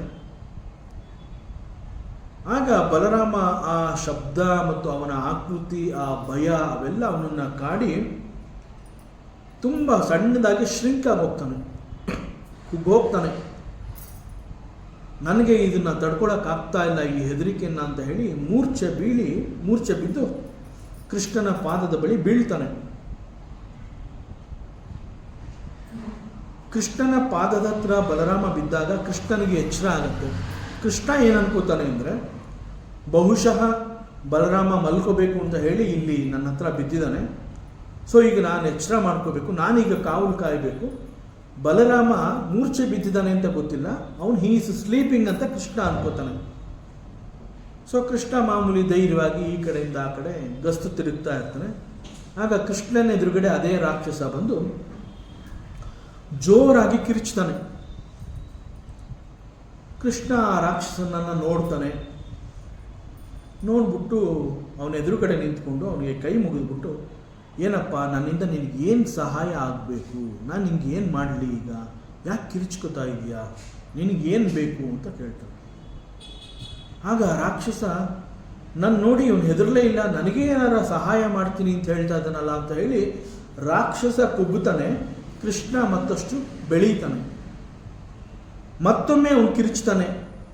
ಕೃಷ್ಣ ಹೇಳ್ತಾನೆ, ಆಗ್ಲಿಂದ ಕೇಳ್ತಾ ಇದ್ದೀನಲ್ಲ, ಯಾಕೆ ಕಿರಿಚ್ತಾ ಇದೆಯಾ, ನಿನಗೇನು ಬೇಕು ಅನ್ನೋಂಥದ್ದು ಹೇಳು, ನಿನ್ನ ಸಹಾಯಕ್ಕೆ ನಾ ಇದ್ದೀನಿ, ಈ ಕಾಡಲ್ಲಿ ಯಾಕೆ ಈ ಸರಿ ರಾತ್ರಿಯಲ್ಲಿ ಕಿರಿಚ್ತಾ ಇದೆಯಾ, ನಿನಗೇನಾಗಬೇಕು ಹೇಳು, ನಾನು ಅದನ್ನು ಮಾಡಿಕೊಡ್ತೀನಿ ಅಂತಾನೆ. ಆಗ ರಾಕ್ಷಸ ಮತ್ತಷ್ಟು ಕುಗ್ಗಿ ಹೋಗ್ತಾನೆ. ನನ್ನ ಆಟ ಇಲ್ಲಿ ನಡೀತಾ ಇಲ್ಲ, ನನಗಿಂತ ಬಹಳ ಬಲಶಾಲಿ ಇವನು ಕೃಷ್ಣ ಅಂತ ಹೇಳಿ ಅವನು ಮತ್ತಷ್ಟು ಕುಗ್ಗುತ್ತಾನೆ. ಆದರೂ ಇನ್ನೊಂದು ಪ್ರಯತ್ನ ಮಾಡೋಣ ಅಂತ ರಾಕ್ಷಸ ಮತ್ತೆ ಕೃಷ್ಣನ ಎದುರುಗಡೆ ಬಂದು ಎಲ್ಲ ಬಲವನ್ನು ಬಿಟ್ಟು ಬಹಳ ಜೋರಾಗಿ ಕಿರಿಚಿದಾಗ, ನಾನು ನಿನಗೆ ಪದೇ ಪದೇ ಹೇಳ್ತಾ ಇದ್ದೀನಿ, ನೀನು ಬರೀ ಕಿರಿಚ್ತಾ ಇದೆಯಾ, ನಿನಗೇನು ಬೇಕು ಅಂತ ಹೇಳ್ತಾ ಇಲ್ಲ, ನೀನು ಇನ್ನು ಮುಂದೆ ಕಿರಿಚಿದ್ರೆ ನಾನು ನಿನ್ನ ಕಡೆ ತಿರುಗು ನೋಡೋದಿಲ್ಲ, ನನ್ನ ಪಾಡಿಗೆ ನಾ ಇರ್ತೀನಿ, ಏನು ಬೇಕಾದ್ರೂ ನೀನು ಮಾಡ್ಕೋ ಅಂತ ಹೇಳ್ತಾನೆ. ಆಗ ಆ ರಾಕ್ಷಸ ಸಾಕಷ್ಟು ಕುಗ್ಗಿ ಹೋಗಿ ಒಂದು ಸಣ್ಣ ಹುಳುವಿನ ಗಾತ್ರಕ್ಕೆ ಬಂದ್ಬಿಟ್ಟಿರ್ತಾನೆ. ಕೃಷ್ಣ ಅದನ್ನು ನೋಡ್ಬಿಟ್ಟು ಆ ರಾಕ್ಷಸನ್ನ ಹಿಂಗೆ ಎತ್ಕೊಂಡು ಅವನ ಧೋತಿಯ ಒಂದು ಕಡೆಗೆ ಪಂಚೆ ತುದಿನಲ್ಲಿ ಅದನ್ನು ಕಟ್ಕೋತಾನೆ. ಬೆಳಗಾಗತ್ತೆ. ಮತ್ತೆ ಬಲರಾಮ ಕೃಷ್ಣ ಕಾಡಲ್ಲಿ ಮುಂದುವರಿತಾರೆ. ಆಗ ಬಲರಾಮ ಹೇಳ್ತಾನೆ, ಅಣ್ಣ, ರಾತ್ರಿ ಏನು ನಡೀತು ಗೊತ್ತಾ, ಏನಾಯ್ತಪ್ಪ? ಕೃಷ್ಣ, ತಮ್ಮ ಏನಾಯಿತು ಗೊತ್ತಾ, ಏನಾಯಿತು? ಒಬ್ಬ ದೊಡ್ಡ ರಾಕ್ಷಸ ಬಂದಿದ್ದ, ಬಹಳ ಜೋರಾಗಿ ಕಿರಿಚಿ ನನ್ನನ್ನು ಹೆದರಿಸ್ದ, ನನ್ನ ಜಂಘಾಬಲ ಎಲ್ಲ ಉಳುಗೋಯ್ತು, ಬಹಳ ಹೆದರಿಕೆ ಆಗೋಯ್ತು, ಹೇಗೆ ಬೆಳಗಾಯಿತು ಗೊತ್ತಿಲ್ಲ, ನಿನ್ನ ಕಣ್ಣಿಗೆ ಅವನು ಕಾಣಿಸ್ಕೊಳ್ಳಿಲ್ವಾ ಅಂತ ಕೇಳ್ತಾನೆ. ಆಗ ಕೃಷ್ಣ, ರಾಕ್ಷಸ ಬಂದಿದ್ನ ನೋಡು, ಅದು ಇದೇನಾ ಅಂತ ಹೇಳಿ ಅವನ ಧೋತಿಯನ್ನು, ಆ ಗಂಟನ್ನು ಬಿಚ್ಚಿ ಆ ರಾಕ್ಷಸನ 2 ಬೆರಳುಗಳಿಂದ ತೆಗೆದು ಅವನ ಮುಂದೆ ಇಡ್ತಾನೆ. ಹಾಂ, ಹೌದು, ಇದೇನು ಇಷ್ಟು ಸಣ್ಣಕ್ಕಾಗೋಗಿದ್ದಾನೆ, ಎಷ್ಟು ಎತ್ತರ ಇದ್ದ? ಆಗ ಕೃಷ್ಣ ಹೇಳ್ತಾನೆ, ಯಾವುದೇ ಒಂದು ಪರಿಸ್ಥಿತಿ ಎನ್ನುವಂತಹದ್ದು ನಮ್ಮ ಕಣ್ಣೆದುರಿಗೆ ನಮ್ಮ ಜೀವನದಲ್ಲಿ ಬಂದು ನಿಂತಾಗ ಆ ಪರಿಸ್ಥಿತಿಯನ್ನು ನೋಡಿ ನಾವು ಹೆದರಿದ್ರೆ ಆ ಪರಿಸ್ಥಿತಿ ರಾಕ್ಷಸನಂತೆ ಬೃಹದಾಕಾರವಾಗಿ ಬೆಳೆದು ನಮ್ಮನ್ನು ಶಕ್ತಿಹೀನನನ್ನಾಗಿ ಮಾಡುತ್ತೆ. ಬಂದಿರುವಂತಹ ಪರಿಸ್ಥಿತಿ ಅದೇನೇ ಇರಲಿ, ಒಂದು ಉದ್ದೇಶವನ್ನು ಇಟ್ಕೊಂಡು ಈ ಒಂದು ಘಟನೆ ಇಲ್ಲಿ ನನ್ನ ಮುಂದೆ ಬಂದು ನಿಂತಿದೆ, ಒಂದು ಸನ್ನಿವೇಶ ಏನೋ ಜರುಗಬೇಕು ಅಂತ ಬಂದಿದೆ, ಅದೇನಾಗತ್ತೆ ನೋಡೋಣ, ಎದುರಿಸೋಣ ಅಂತ ಹೇಳಿ ಧೈರ್ಯವಾಗಿ ನಿಂತರೆ ಆ ಒಂದು ಸನ್ನಿವೇಶ ಬಹಳ ಚಿಕ್ಕದಾಗತ್ತೆ. ಆಗ ನಾವು ಬಹಳ ಶಕ್ತಿಯಿಂದ ಅದನ್ನು ಎದುರಿಸಿ ನಾವು ಸಾಕಷ್ಟು ಜ್ಞಾನವನ್ನು ಸಂಪಾದನೆ ಮಾಡ್ಕೋಬಹುದು. ಇದು ಒಂದು ನೀತಿಕತೆ ಅಂತಂದರೆ, ಘಟನೆಗಳು ಅನ್ನುವಂತಹದ್ದು ಮನುಷ್ಯನ ಬದುಕು ಅಂತಂದಾಗ ಪ್ರತಿ ಕ್ಷಣ ಈಸ್ ಎ ಸವಾಲು. ದಟ್ ಈಸ್ ಕಾಲ್ಡ್ ಬದುಕು. ಜರ್ನಿ, ಬದುಕಿನ ಲೈಫ್ ಜರ್ನಿ ಅಂತಂದರೆ it is not very easy. ಪ್ರತಿ ಕ್ಷಣ ಅನೇಕ ಸವಾಲುಗಳು. ನಾವು ಅಂತೀವಿ, ಇದೊಂದರಿಂದ ತಪ್ಪಿಸ್ಕೊಂಡ್ರೆ ಸಾಕಪ್ಪ, ಇನ್ನು ಮುಂದೆ ಇಂತಹ ಒಂದು ಕೆಲಸಕ್ಕೆ ನಾನು ಕೈ ಹಾಕಲ್ಲ, ಭಗವಂತ ಇದೊಂದರಿಂದ ನಾನು ರಕ್ಷಿಸ್ಬಿಡು. ನಮ್ಮ ಕೋರಿಕೆನಂತೆ ಅದಕ್ಕೆ ಒಂದು ಪರಿಹಾರವನ್ನು ಕೊಡ್ತಾನೆ. ಅದರ ನೆಕ್ಸ್ಟ್ ಇನ್ನೊಂದು ಚಾಲೆಂಜ್ ನಮ್ಮ ಮುಂದೆ ಬಂದಿರುತ್ತೆ, ರೆಡಿ ಇರುತ್ತೆ. ಒಂದು ಚಾಲೆಂಜ್ ಮುಗಿದಿದೆ ಅಂತಂದರೆ 2ನೇ ಚಾಲೆಂಜ್ ರೆಡಿ ಇರುತ್ತೆ. ನೌ ಐ ಆಮ್ ಹಿಯರ್ ಅಂತ. Life is like that, it is designed like that. ಒಂದಾದ ಮೇಲೆ ಒಂದು ಬರುವಂತಹ ಎಲ್ಲ ಸವಾಲುಗಳನ್ನು ಎದುರಿಸಿ ಪ್ರತಿ ಸವಾಲಿನಿಂದ ಸಿಗುವಂತಹ ಜ್ಞಾನವನ್ನು ನಮ್ಮ ಬದುಕಿನಲ್ಲಿ ನಮ್ಮ ಬೆಳವಣಿಗೆಗೆ ಅದು ಅನುಕೂಲವಾಗುವಂತೆ ನಾವು ಅದನ್ನು ಎದುರಿಸಬೇಕು. ಇಲ್ಲಿ ಶ್ರುತಿ ಸ್ಮೃತಿ ಶಿಷ್ಟೈಹಿ ಸಂಧಿರೇತ್ಯ. ಶಿಷ್ಟೈಹಿ ಅಂತಂದರೆ ಒಬ್ಬ ಜ್ಞಾನಿ. ಸೊ ಅನೇಕ ಸಂದರ್ಭಗಳಲ್ಲಿ ನಮಗೆ ಶ್ರುತಿ, ವೇದ ಮಂತ್ರಗಳು, ವೇದಾಂತ, ಉಪನಿಷತ್ ಅನ್ನುವಂತಹದ್ದು ನಮ್ಮ ಸಮಸ್ಯೆಗಳಿಗೆ ಪರಿಹಾರವನ್ನು ಕೊಡುತ್ತೆ. ಮತ್ತೆ ಕೆಲವು ಸಂದರ್ಭಗಳಲ್ಲಿ ಸ್ಮೃತಿ ಅನ್ನುವಂತಹದ್ದು ಅಂತಂದರೆ ಒಂದು ಭಾಗವತ ಇರಬಹುದು, ಮಹಾಭಾರತ ಇರ್ಬೋದು, ರಾಮಾಯಣ ಇರ್ಬೋದು, ಅವುಗಳು ಕೂಡ ಆ ಸಮಯ ಸಂದರ್ಭಕ್ಕೆ ತಕ್ಕಂತೆ ಯಾವುದೋ ಒಂದು ನೀತಿಯನ್ನು ನಮ್ಮ ಕಣ್ಣೆದುರಿಗೆ ಇಟ್ಟು ನಮಗೆ ಒಂದು ಪರಿಹಾರವನ್ನು ಕೊಡಬಹುದು. ಆದರೆ ಕೆಲವು ಸಂದರ್ಭಗಳಲ್ಲಿ ಏನಾಗುತ್ತೆ ಅಂತಂದರೆ ಶ್ರುತಿಯಾಗಲಿ ಸ್ಮೃತಿಯಾಗಲಿ ನಮ್ಮ ಗಮನಕ್ಕೆ ಬಾರದೇ ಇದ್ದಂತಹ ಸಂದರ್ಭದಲ್ಲಿ ಒಬ್ಬ ಜ್ಞಾನಿ, ಒಬ್ಬ ಬುದ್ಧಿವಂತ, ಅವನು ತನ್ನ ಜೀವನವನ್ನು ಹೇಗೆ ಇಲ್ಲಿ ಕಳೆದ, ಹೇಗೆ ಅದನ್ನು ಉಪಯೋಗಿಸ್ಕೊಂಡ, ಅವನು ಹೇಗೆ ಬದುಕಿದ, ಅವನ ಬದುಕನ್ನು ನಾವು ಅಭ್ಯಾಸ ಮಾಡಬೇಕಾಗತ್ತೆ. ಈ ಕಾರಣದಿಂದ ಶ್ರುತಿ ಸ್ಮೃತಿ ಅದರ ಜೊತೆಯಲ್ಲಿ ಶಿಷ್ಟೈಹಿ ಒಬ್ಬ ಅನುಭವಿಯ ಜೀವನವನ್ನು ನಾವು ಗಮನಿಸಬೇಕು ಅನ್ನುವಂತಹದ್ದನ್ನು ಇಲ್ಲಿ ಆಚಾರ್ಯರು ಹೇಳ್ತಾ ಇದ್ದಾರೆ. ಮಹನೀಯರುಗಳ ಜೀವನ ನಮಗೆ ಸದಾ ಸ್ಫೂರ್ತಿಯನ್ನು ಕೊಡುತ್ತೆ. ಈ ಹಿಂದೆ ಇದೇ ಉಪನಿಷತ್ನಲ್ಲಿ ಒಂದು ಕಡೆ ಬಂದಿತ್ತು, ಅನುಪಶ್ಯ ಯಥಾ ಪೂರ್ವೆ ಪ್ರತಿಪಶ್ಯ ತಥಾ ಪರೇ. ಅನುಪಶ್ಯ ಯಥಾ ಪೂರ್ವೆ, ಹಿಂದೆ ನಮ್ಮ ಪೂರ್ವಿಕರು ಹೇಗೆ ಬದುಕಿದ್ರು, ಅವರೆಲ್ಲ ಹೇಗಿದ್ರು, ಜೀವನವನ್ನು ಹೇಗೆ ಕಳೆದ್ರು, ಹೇಗೆ ಧರ್ಮ ನ್ಯಾಯ ನೀತಿ ಇವುಗಳನ್ನು ಪಾಲಿಸಿದ್ರು, ಅವರುಗಳು ನಡೆದುಕೊಂಡಂತಹ ರೀತಿ, ಅವರ ಹೆಜ್ಜೆ ಗುರುತುಗಳನ್ನು ಅನುಸರಿಸಿದ್ರೆ ಸಾಕು, ನಮ್ಮ ಜೀವನ ಪಾವನವಾಗತ್ತೆ, ಸಾರ್ಥಕವಾಗತ್ತೆ. ಸೊ ಶ್ರುತಿಯನ್ನಾಗಲಿ ಸ್ಮೃತಿಯನ್ನಾಗಲಿ ನಾವು ಅರ್ಥ ಮಾಡ್ಕೊಳ್ಳೋದಕ್ಕೆ ಸಾಧ್ಯವಾಗದೇ ಇದ್ದಾಗ ಶಿಷ್ಟೈಹಿ ಮಹನೀಯರುಗಳ ಬದುಕನ್ನು ಅಭ್ಯಾಸ ಮಾಡುವ ಮೂಲಕ ಜ್ಞಾನವನ್ನು ನಾವು ಸಂಪಾದಿಸಬೇಕು. ಈ ಕಾರಣದಿಂದ ಇಂತಹ ಅನೇಕ ಉಪಕಥೆಗಳನ್ನು, ದೃಷ್ಟಾಂತಗಳನ್ನು ನಾವು ನಮ್ಮ ಉಪನಿಷತ್ಗಳಲ್ಲಿ, ವೇದಾಂತದಲ್ಲಿ, ಸ್ಮೃತಿ ಅಂತಂದರೆ ರಾಮಾಯಣ, ಭಾಗವತ, ಮಹಾಭಾರತ, ಭಗವದ್ಗೀತೆ, ಇಲ್ಲೆಲ್ಲ ಅನೇಕ ಉಪಕಥೆಗಳು ಯಾಕೆ ಬರುತ್ತೆ ಅಂತಂದರೆ ಅಲ್ಲಿ ನಮ್ಮ ಪೂರ್ವಿಕರು ಹೇಗೆ ತಮ್ಮ ಜೀವನವನ್ನು ಮಾಡಿದ್ರು ಅನ್ನುವಂತಹ ಸ್ವಾರಸ್ಯಭರಿತ ಅನೇಕ ಕಥೆಗಳನ್ನು, ನೀತಿಯನ್ನು ಅಲ್ಲಲ್ಲಿ ಜೋಡಿಸಿದ್ದಾರೆ. ಸೊ ಅವುಗಳೆಲ್ಲವನ್ನು ನಾವು ಅಭ್ಯಾಸ ಮಾಡುವ ಮೂಲಕ ನಮ್ಮ ಜ್ಞಾನ ಮಟ್ಟವನ್ನು ನಾವು ಹೆಚ್ಚು ಮಾಡ್ಕೋಬೋದು. ಸೊ ಇಲ್ಲಿ ಶಿಷ್ಟೈಹಿ ಅಂತ ಹೇಳಿರುವಂತಹದ್ದು ಒಂದು ರೀತಿಯ ಕೇಸ್ ಸ್ಟಡಿ. ಅವುಗಳನ್ನು ಅಭ್ಯಾಸ ಮಾಡಿದ್ರೆ ಸಾಕು, ಯಶಸ್ಸು ಸಿಗೋದರಲ್ಲಿ ಅನುಮಾನ ಇಲ್ಲ. ಆದರೂ ಕೂಡ ಅನೇಕ ಸಂದರ್ಭಗಳು ದಿಕ್ಕು ತೋಚದಂಗೆ ಆಗತ್ತೆ ಅಂತ ನಾವು ಹೇಳ್ಬಿಡ್ತೀವಿ. ಅಂತಂದರೆ ಎಲ್ಲ ಪ್ರಯತ್ನವನ್ನು ಪಟ್ಟೆ, ನಂಗೆ ಆಗಲೇ ಇಲ್ಲ, ಈಗ ನನಗೆ ಸೋಲು ಶತಸಿದ್ಧ ಅನ್ನೋಂತಹ ಸಂದರ್ಭ ಕೂಡ ನಮಗೆ ಅನೇಕ ಸಂದರ್ಭದಲ್ಲಿ ನಮ್ಮ ಲೈಫಲ್ಲಿ ಬಂದಿರುತ್ತೆ. ಆವಾಗ ಯಾವ ನೀತಿಕತೆಗಳಾಗಲಿ, ಉಪನಿಷತ್ತಾಗಲಿ, ವೇದಾಂತವಾಗಲಿ ಯಾವುದು ಕೂಡ ನಮ್ಮ ನೆರವಿಗೆ ಬರದೇ ಇರುವಂತಹ ಸಿಚುವೇಶನನ್ನು ನಾವು ತಂದ್ಕೊಂಡ್ಬಿಟ್ಟಿರ್ತೀವಿ. ಬುದ್ಧಿಗೆ ಮಂಕ ಕವಿದಿರುತ್ತೆ, ಯಾವುದು ಗೊತ್ತಾಗ್ತಾ ಇಲ್ಲ. ಫಾರ್ ಎಕ್ಸಾಂಪಲ್, ನಮ್ಮ ಶ್ರುತಿ ಹೇಳುತ್ತೆ, ಸ್ಮೃತಿ ಹೇಳುತ್ತೆ, ಮಾತೃದೇವೋಭವ. ನಮ್ಮ ಸನಾತನ ಧರ್ಮದಲ್ಲಿ ತಾಯಿಗೆ ಅಷ್ಟು ದೊಡ್ಡ ಸ್ಥಾನವನ್ನು ಕೊಟ್ಟಿರ್ತೀವಿ. ತಾಯಿ ಅಂತಂದರೆ ಶಿ ಈಸ್ ದೇವರು, ಶಿ ಈಸ್ ಎ ದೇವತೆ, ಗಾಡ್. ಒಬ್ಬಳು ತಾಯಿ ಅಂತಂದರೆ ಶಿ ಈಸ್ ಗಾಡ್.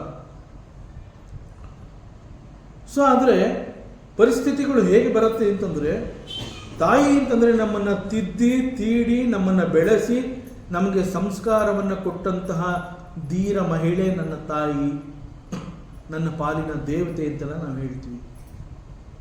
ಅಂದರೆ ನಮ್ಮ ಕಲ್ಪನೆಗೂ ಮೀರಿ ಕೆಲವು ಘಟನೆಗಳು ನಮ್ಮ ಜೀವನದಲ್ಲಿ ನಡೆಯುತ್ತೆ. ಅನೇಕ ಸಂದರ್ಭಗಳಲ್ಲಿ ನಾವು ಅಲ್ಲಲ್ಲಿ ನೋಡಿರ್ತೀವಿ, ಯಾವ ಒಬ್ಬಳು ತಾಯಿಯನ್ನು ನಾವು ದೇವತೆ ಅಂತ ಕರೆದಿರ್ತೀವಿ, ಅಂತಹ ತಾಯಿ ಕೆಲವೊಮ್ಮೆ ಅನೀತಿಯನ್ನು ಆಚರಿಸೋದಕ್ಕೆ, ಅಧರ್ಮವನ್ನು ಪಾಲಿಸುವುದಕ್ಕೆ, ಮೋಸವನ್ನು ಮಾಡುವುದಕ್ಕೆ, ಧರ್ಮವನ್ನು ಪಕ್ಕಕ್ಕಿರಿಸೋದಕ್ಕೆ ಅವಳೇ ಹೇಳ್ತಾಳೆ, ಇಂತಹ ಕೆಲಸವನ್ನು ನೀನು ಮಾಡು, ಫೋರ್ಸ್ ಮಾಡ್ತಾಳೆ. ಅನ್ಯಾಯದ ಮಾರ್ಗ, ಅಧರ್ಮದ ಮಾರ್ಗವನ್ನು ತಾಯಿನೇ ಸೂಚಿಸ್ತಾಳೆ. ಆಗ ನಮಗೆ ಏನಪ್ಪ ಇದು, ನಮ್ಮ ಸನಾತನ ಧರ್ಮದಲ್ಲಿ, ನಮ್ಮ ಶಾಸ್ತ್ರದಲ್ಲಿ ನಾವೆಲ್ಲ ಏನು ಕಲ್ತಿದ್ದೀವಿ? ತಾಯಿ ಅಂತಂದರೆ ದೇವತೆ, ಆದರೆ ಇವತ್ತು ನನ್ನ ಜೀವನದಲ್ಲಿ ಈ ಪರಿಸ್ಥಿತಿ ಹೆಂಗಾಗಿದೆ, ತಾಯಿನ ಹೇಳ್ತಾ ಇದ್ದಾಳೆ ಕಳ್ತನ ಮಾಡು, ಮೋಸ ಮಾಡು, ಅಧರ್ಮವನ್ನು ಪಾಲಿಸು ಅಂತ ತಾಯಿ ಹೇಳ್ತಾ ಇದ್ದಾಳಲ್ಲ. ಈಗ ನಾನು ಶ್ರುತಿ ಸ್ಮೃತಿಯನ್ನು ನಂಬಲ, ಮಾತೃದೇವೋಭವ, ತಾಯಿಯೇ ನನ್ನ ದೇವತೆ ಅಂತ ಹೇಳಿ ನಾನು ಶ್ರುತಿ ಸ್ಮೃತಿಯನ್ನು ನಂಬಲ, ಅಥವಾ ತಾಯಿನೇ ಹೇಳ್ತಾ ಇದ್ದಾಳೆ ಅಂತ ಹೇಳಿ ಒಂದು ಅಧರ್ಮವನ್ನು, ಮೋಸವನ್ನು, ಕಳ್ತನವನ್ನು ನಾನೀಗ ಮಾಡಲ? ಏನು ಮಾಡಲಿ ನಾನು? ಬೇರೆ ದಾರಿನೇ ಇಲ್ವಲ್ಲ. ಸೊ ಇಂತಹ ಒಂದು ಸಂದರ್ಭಗಳು ಕೂಡ ಬರುತ್ತೆ. ಆಗ ನಾವೇನು ಮಾಡಬೇಕಾಗತ್ತೆ ಅಂತಂದರೆ, ಸಮಾಧಾನಕರ ಮನಸ್ಥಿತಿಯಿಂದ ಒಂದು ಪುರಾಣವನ್ನು ನಾವು ಅಥವಾ ಒಂದು ನೀತಿಕತೆಯನ್ನು ಜ್ಞಾಪಿಸ್ಕೋಬೇಕಾಗುತ್ತೆ. ಅಲ್ಲಿ ಮಹನೀಯರುಗಳು ಇಂತಹ ಅನೇಕ ಘಟನೆಗಳನ್ನು ತೋರಿಸ್ಕೊಟ್ಟಿದ್ದಾರೆ. ಫಾರ್ ಎಕ್ಸಾಂಪಲ್, ರಾಮಾಯಣದಲ್ಲಿ ಒಂದು ಕಡೆ ಕೈಕೇಯಿ ಮತ್ತು ಭರತ ಅವರಿಬ್ಬರ ನಡುವೆ ನಡೆದಂತಹ ಒಂದು ಪ್ರಸಂಗ, ಆ ಒಂದು ಕಥೆಯನ್ನು ನಾವು ಅಭ್ಯಾಸ ಮಾಡಿದ್ರೆ ಅಲ್ಲಿ ಕೈಕೇಯಿ ರಾಮನನ್ನ ಕಾಡಿಗೆ ಕಳುಹಿಸುವಂತೆ ಮಾಡಿ ಭರತನನ್ನು ತನ್ನ ತವರು ಮನೆಯಿಂದ ಕರೆಸಿಕೊಂಡು, ನಾಳೆ ನಿನಗೆ ಪಟ್ಟಾಭಿಷೇಕ, ಅಯೋಧ್ಯೆಯ ರಾಜ ನೀನು ಅಯೋಧ್ಯೆಯನ್ನು ಆಳಬೇಕು ಅಂತ ಹೇಳ್ತಾಳೆ. ಆಗ ಭರತ ರಾಜ ಪದವಿಯನ್ನು ತಿರಸ್ಕರಿಸ್ತಾನೆ, ರಾಜನಾಗೋದಿಲ್ಲ. ಧರ್ಮದ ದಾರಿಯಲ್ಲೇ ನಾನು ಸಾಕ್ತೀನಿ ಅಂತ ಹೇಳಿ ಭರತ ಏನು ಮಾಡ್ತಾನೆ, ತನ್ನ ತಾಯಿಯ ಮಾತನ್ನು ಧಿಕ್ಕರಿಸ್ತಾನೆ. ತಾಯಿಯ ಮಾತನ್ನು ಧಿಕ್ಕರಿಸಿ ಅಯೋಧ್ಯೆಗೆ ದಾಟಿ ಮುಂದೆ ಒಂದು ನಂದಿ ಗ್ರಾಮ ಅಂತ ಇರುತ್ತೆ, ಅಲ್ಲಿ ರಾಮನ ಪಾದುಕೆಯನ್ನು ಇಟ್ಕೊಂಡು he rules Ayodhya as a representative of Rama. ರಾಮನ ನಾನು ಚರಣ ಸೇವಕ, ಅವನ ಪಾದುಕೆಗಳನ್ನು ಇಟ್ಕೊಂಡು ಇಲ್ಲಿ ನಾನು, ಅವನ ಪಾದುಕೆಗಳು ಇಲ್ಲಿ ರಾಜ್ಯವನ್ನು ಆಳ್ತಾ ಇದೆ, ನಾನು ಐ ಆಮ್ ಜಸ್ಟ್ ಅಸಿಸ್ಟಿಂಗ್, ನಾನು ಆ ಪಾದಗಳ ಸೇವಕ, ಚರಣ ಸೇವಕ ನಾನು. ಸೊ ಇಂತಹ ಅನೇಕ ಘಟನೆಗಳನ್ನು ನಾವು ಅಲ್ಲಲ್ಲಿ ನೋಡಬಹುದು. ಆದ್ದರಿಂದ ಶ್ರುತಿ ಸ್ಮೃತಿ ಶಿಷ್ಟೈಹಿ ಸಂಧಿಮೇತ್ಯ. ಸೊ ಇವುಗಳಿಂದ, ಶ್ರುತಿಯಿಂದ, ಸ್ಮೃತಿಯಿಂದ, ಶಿಷ್ಟೈಹಿ, ಒಬ್ಬ ಮಹನೀಯನ ಬದುಕನ್ನು ಅನುಸರಿಸಿ ಅಲ್ಲಿ ಸಿಗುವಂತಹ ಜ್ಞಾನವನ್ನು ಯಾರು ಸಂಪಾದನೆ ಮಾಡಿರ್ತಾನೆ ಅಂತಹ ಮನುಷ್ಯ, he is A blessed one, ಅವನ ಜೀವನ ಸಾರ್ಥಕವಾಗತ್ತೆ. ಸೊ ದ ಥರ್ಡ್ ಪಾಸಿಬಿಲಿಟಿ ಆಚಾರ್ಯ ಶಂಕರರು ಹೇಳ್ತಾರೆ, ಪ್ರತ್ಯಕ್ಷ ಅನುಮಾನ ಆಗಮೈಹಿ ಸಂಧಿರೇತ್ಯ.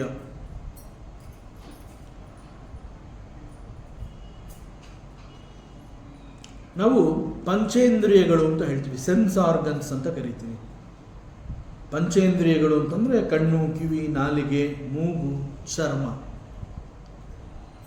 ಈ ಪಂಚೇಂದ್ರಿಯಗಳು ಏನು ಮಾಡುತ್ತವೆ ಅಂತಂದರೆ ಹೊರ ಪ್ರಪಂಚದಲ್ಲಿರುವಂತಹ ಜ್ಞಾನವನ್ನು ಈ ಇಂದ್ರಿಯಗಳು ಗ್ರಹಿಸಿ ಆ ಜ್ಞಾನ ನಮಗೆ ಸಿಗೋ ಹಾಗೆ ಮಾಡುತ್ತೆ.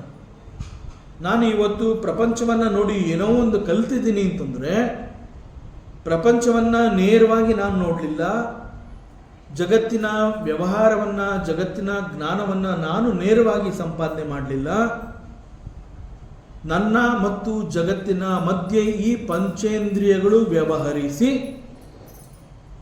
ಕಣ್ಣು ಅನೇಕಗಳನ್ನು ನೋಡಿ, ಕಿವಿ ಅನೇಕಗಳನ್ನು ಕೇಳಿ, ನಾಲಿಗೆ ಅನೇಕಗಳನ್ನು ಆಘ್ರಾಣಿಸಿ, ಅನೇಕಗಳನ್ನು ಚರ್ಮ ಸ್ಪರ್ಶಿಸಿ, ಈ ಮೂಲಕ ಪ್ರಪಂಚದ ಇಂತಹ ಒಂದು ವಸ್ತು, ವಿಷಯ ಈ ರೀತಿ ಇದೆ ಅನ್ನುವಂತಹ ಜ್ಞಾನವನ್ನು ಈ ಇಂದ್ರಿಯಗಳು ಸಂಗ್ರಹಿಸಿ ನನ್ನ ಮನಸ್ಸಿಗೆ ತಲುಪಿಸಿ, ಮನೋಮಟ್ಟದಿಂದ ಅದು ಬುದ್ಧಿಮಟ್ಟಕ್ಕೆ ರವಾನೆಯಾಗಿ, ಬುದ್ಧಿಯ ಮೂಲಕ ನಂತರದಲ್ಲಿ ನನಗೆ ಜಗತ್ತಿನ ಜ್ಞಾನ ಅನ್ನುವಂತಹದ್ದು ಸಿಗುತ್ತೆ. ಸೊ ನಾನು ನೋಡಿದ ತಕ್ಷಣ ಏನಂತೀವಿ, ನಾನು ಕಲ್ತ್ಕೊಂಡೆ ಅಂತ ಹೇಳ್ತೀವಿ. ಪ್ರಪಂಚವನ್ನು ನೋಡಿ ನಾನು ಇದನ್ನು ಕಲ್ತಿದ್ದೀನಿ ಅಂತೀನಿ. ಪ್ರಪಂಚವನ್ನು ನೋಡಿದಾಗ ನನಗೇನು ಗೊತ್ತಾಗಿಲ್ಲ. ಪ್ರಪಂಚ ಮತ್ತು ನನ್ನ ಮಧ್ಯೆ ಇದ್ದಂತಹ ಈ ಒಂದು 5 ಸೆನ್ಸ್ ಆರ್ಗನ್ಸ್, ಅವುಗಳು ಅಲ್ಲಿ ವ್ಯವಹರಿಸಿ ವಿಷಯಗಳನ್ನು ಸಂಗ್ರಹಿಸಿ ಸಂಸ್ಕರಿಸಿ ನಂತರ ಆ ಜ್ಞಾನ ನನಗೆ ಸಿಗೋ ಹಾಗೆ ಮಾಡಿದೆ. ಸೊ ಇಂದ್ರಿಯಗಳ ಮೂಲಕ ಗಳಿಸುವಂತಹ ಜ್ಞಾನ ಈಸ್ ಕಾಲ್ಡ್ ಪ್ರತ್ಯಕ್ಷ ಜ್ಞಾನ. ಫಾರ್ ಎಕ್ಸಾಂಪಲ್, ಈಗ ಒಬ್ಬ ವ್ಯಕ್ತಿ ಒಂದು ಗುಲಾಬಿ ಹೂವನ್ನು ನೋಡ್ತಾನೆ, ಅದರ ಬಣ್ಣವನ್ನು ಗ್ರಹಿಸ್ತಾನೆ, ಇದು ಕೆಂಪು ಗುಲಾಬಿ ಅಂತ ಹೇಳ್ತಾನೆ. ಆಗ ನಾನು ಕೇಳ್ತೀನಿ, ಏನಪ್ಪ ಅದು ಕೆಂಪು ಬಣ್ಣದ್ದೇ ಗುಲಾಬಿ ಅಂತ ನಿನಗೆ ಹೇಗೆ ಗೊತ್ತಾಯಿತು? ಹೇಗೆ ಅಷ್ಟು ಕರಾರವಾಕ್ಕಾಗಿ ಹೇಳ್ತೀಯ? ಅವನು ಹೇಳ್ತಾನೆ, ನಾನು ನೋಡಿದ್ದೀನಿ, ನಾನೇ ನೋಡಿದೆ, ನನ್ನ ಸ್ವಂತ ಕಣ್ಣುಗಳಿಂದ ನಾನು ನೋಡಿದ್ದೀನಿ, ನಾನೇ ಅದನ್ನು ನೋಡಿದ್ರಿಂದ ಅದು ನನಗೆ ಅನುಭವವಾಗಿ ಈ ಗುಲಾಬಿ ಕೆಂಪು ಬಣ್ಣದ್ದು ಅಂತ ಬಹಳ ನಿಖರವಾಗಿ ನಾನು ಹೇಳ್ತಾ ಇದ್ದೀನಿ ಅಂತ ಆ ವ್ಯಕ್ತಿ ಹೇಳ್ತಾನೆ.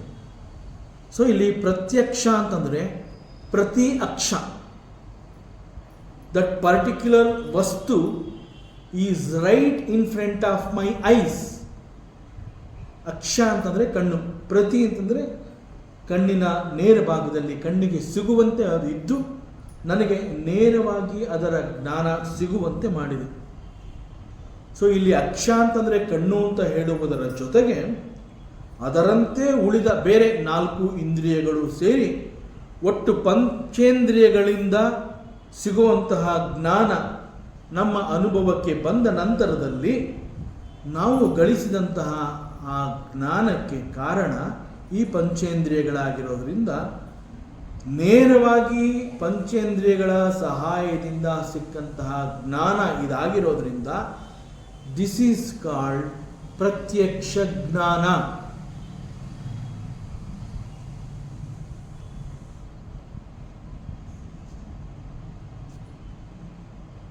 ಪ್ರತ್ಯಕ್ಷ ಜ್ಞಾನ ಅಂತಂದಾಗಲೂ ಕೂಡ ಉದಾಹರಣೆಗೆ ಮತ್ತೊಂದು ಉದಾಹರಣೆ ತಗೊಂಡ್ರೆ, ನಾವು ಯಾವುದೋ ಪುಸ್ತಕದಲ್ಲಿ ಓದಿರ್ತೀವಿ, ಹಿಮಾಲಯ ಪರ್ವತ ಅಂತಂದರೆ ಅದು ಹೀಗಿದೆ, ಅದರ ಎತ್ತರ ಈ ರೀತಿ ಇದೆ, ಅಲ್ಲಿ ಕಣಿವೆಗಳು ಹೀಗಿದೆ, ಅದರ ಸ್ವರೂಪ, ಗಾತ್ರ, ಅಲ್ಲಿರುವಂತಹ ಕಂದಕಗಳು, ಜಾರುವ ಹಿಮಗೆಡ್ಡೆಗಳು ಅಂತೆಲ್ಲ ಒಂದು ಪುಸ್ತಕದಲ್ಲಿ ಓದಿ ಹಿಮಾಲಯ ಅಂತಂದರೆ ಅದು ಈ ರೀತಿ ಇದೆ ಅಂತ ತಿಳ್ಕೊಂಡಿರ್ತೀವಿ. ಸೊ ಓದುವ ಮೂಲಕ ಜ್ಞಾನವನ್ನು ಗ್ರಹಿಸಿ ಹಿಮಾಲಯ ಈ ರೀತಿ ಇದೆ ಅನ್ನೋದು ಒಂದು ಪಾರ್ಟ್ ನಮ್ಮ ಜ್ಞಾನಕ್ಕೆ ಸಿಕ್ಕಿರುತ್ತೆ. ಆ ನಂತರದಲ್ಲಿ ಒಬ್ಬ ಸ್ನೇಹಿತ ಬರ್ತಾನೆ, ನಾನು ಈಗಷ್ಟೇ ಹಿಮಾಲಯ ಪರ್ವತದ ಟ್ರೆಕ್ಕಿಂಗ್ ಮುಗಿಸ್ಕೊಂಡು ಬಂದೆಪ್ಪ, ಹಿಮಾಲಯಕ್ಕೆ ಹೋಗಿದ್ದೆ, ಹಿಮಾಲಯ ಪರ್ವತವನ್ನೆಲ್ಲ ಸುತ್ತಾಡಿದೆ, ಹಿಮಾಲಯ ಪರ್ವತ ಹೀಗಿದೆ ಹಾಗಿದೆ ಅಂತ ಅವನು ಕೂಡ ಅನೇಕ ರೀತಿಯ ವರ್ಣನೆಯನ್ನು ಕೊಡ್ತಾನೆ. ಪುಸ್ತಕದಲ್ಲಿ ಓದಿದಂತಹ ವರ್ಣನೆಗೂ ಸ್ನೇಹಿತನೇ ಹೋಗಿ ಸಾಕ್ಷಾತ್ ನೋಡಿಕೊಂಡು ಬಂದು ತಿಳಿಸಿರುವಂತಹ ವರ್ಣನೆಗೂ ಅಲ್ಲಲ್ಲಿ ವ್ಯತ್ಯಾಸಗಳಿದ್ದರೂ ಬೋತ್ ಆರ್ ಹಿಮಾಲಯ ಪರ್ವತ ಅಂತ ಒಪ್ಕೋತೀವಿ. ಆಮೇಲೆ ಏನಾಗುತ್ತೆ, ನನಗೆ ಒಂದು ಆಪರ್ಚುನಿಟಿ ಸಿಗುತ್ತೆ, I will go to the Himalaya ಪರ್ವತ.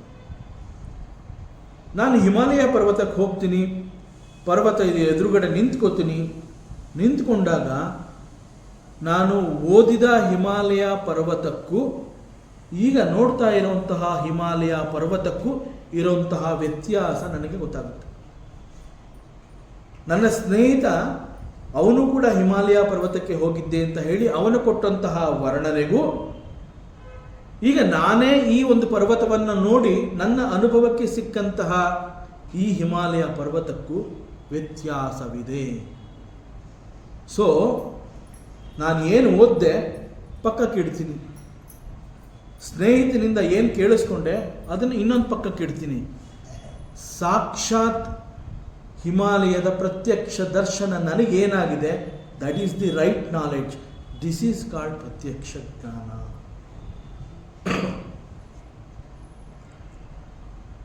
ಸೊ ಹೀಗೆ ಜ್ಞಾನ ಅಂತಂದರೆ ನೇರವಾಗಿ ನಮ್ಮ ಅನುಭವಕ್ಕೆ ಬರಬೇಕು. ನಾವು ನೋಡಬೇಕು, ನಾವು ತಿಳ್ಕೋಬೇಕು. ನನ್ನ ಇಂದ್ರಿಯಗಳಿಗೆ ಸಿಕ್ಕಂತಹ ವಿಚಾರವಾಗಿ ಅದು ನಮಗೆ ಅನುಭವವನ್ನು ಕೊಟ್ಟಿರಬೇಕು. ಸೊ ಈ ಮೂಲಕ, ಇಂದ್ರಿಯಗಳ ಮೂಲಕ ಸಿಗುವಂತಹ ಜ್ಞಾನ ಈಸ್ ಒಂದು ಮಾರ್ಗ. ದಟ್ ಈಸ್ ಕಾಲ್ಡ್ ಪ್ರತ್ಯಕ್ಷ. ಸೊ ಪ್ರತ್ಯಕ್ಷ ಅನ್ನುವಂತಹದ್ದು ಕೂಡ ಒಂದು ಮಾರ್ಗ. ಆ ಮಾರ್ಗದ ಮೂಲಕ ಕೂಡ ಜ್ಞಾನವನ್ನು ಸಂಪಾದನೆ ಮಾಡುವಂತಹದ್ದು. ದೆರ್ ಈಸ್ ಒನ್ ಮೋರ್ ಮಾರ್ಗ. ಅಲ್ಲಿ ಮತ್ತೊಂದು ಮಾರ್ಗ ಇದೆ ಜ್ಞಾನದ ಸಂಪಾದನೆಗೆ. ಇಟ್ ಈಸ್ ಕಾಲ್ಡ್ ಅನುಮಾನ. ಅನುಮಾನ ಅನ್ನುವಂತಹದ್ದು ಕೂಡ ಒಂದು ಜ್ಞಾನದ ಮಾರ್ಗ. ಇಲ್ಲಿ ನಾವು ಕೆಲವು ಜಗತ್ತಿನ ನಿಯಮಗಳನ್ನು ತಿಳ್ಕೊತೀವಿ. ಅಂತಂದರೆ ಹೀಗಿದ್ರೆ ಹೀಗಾಗತ್ತೆ, ಮೋಡಗಳಿದ್ದು ಕಪ್ಪು ಮೋಡಗಳಾಗಿದ್ದು ಮಳೆಗಾಲ ಆಗಿದ್ದ ಪಕ್ಷದಲ್ಲಿ ಮಳೆ ಬರುವ ಸಾಧ್ಯತೆ ಇದೆ. ಯಾಕೆ ಅಂತಂದರೆ ಒಂದು ಇಟ್ಸ್ ಎ ಸೀಸನ್, ಎರಡನೇದು ಆಗಸದಲ್ಲಿ ಕಪ್ಪು ಮೋಡ ಇದೆ ಮತ್ತು ಯಾವುದೇ ಸಮಯದಲ್ಲಿ ಅದು ಮಳೆ ಸುರಿಸುವ ಸಾಧ್ಯತೆ ಇದೆ. ಇನ್ನೂ ಬಂದಿಲ್ಲ, ಆದರೆ ಬರಬಹುದು. ಸೊ ಇದೆಲ್ಲ ನಿಯಮಗಳು. ಜಗತ್ತಿನಲ್ಲಿ ಹೀಗೆ ಮೋಡ ಇದೆ, ಇದು ಸೀಸನ್ನು, ಕಪ್ಪು ಮೋಡ, ಸೊ ಬರಬಹುದು. ಸೊ ಜಗತ್ತಿನ ಕೆಲವು ನಿಯಮಗಳು. ಮೋಡ ಅಂತಂದಮೇಲೆ ಅದು ಮಳೆ ಸುರಿಸತ್ತೆ. ಸೊ ಹೀಗೆ ಜಗತ್ತಿನಲ್ಲಿ ಇರುವಂತಹ ಕೆಲವು ನಿಯಮಗಳನ್ನು ನೋಡಿ ಆ ಮೂಲಕ ಜ್ಞಾನವನ್ನು ಸಂಪಾದನೆ ಮಾಡ್ತೀವಿ.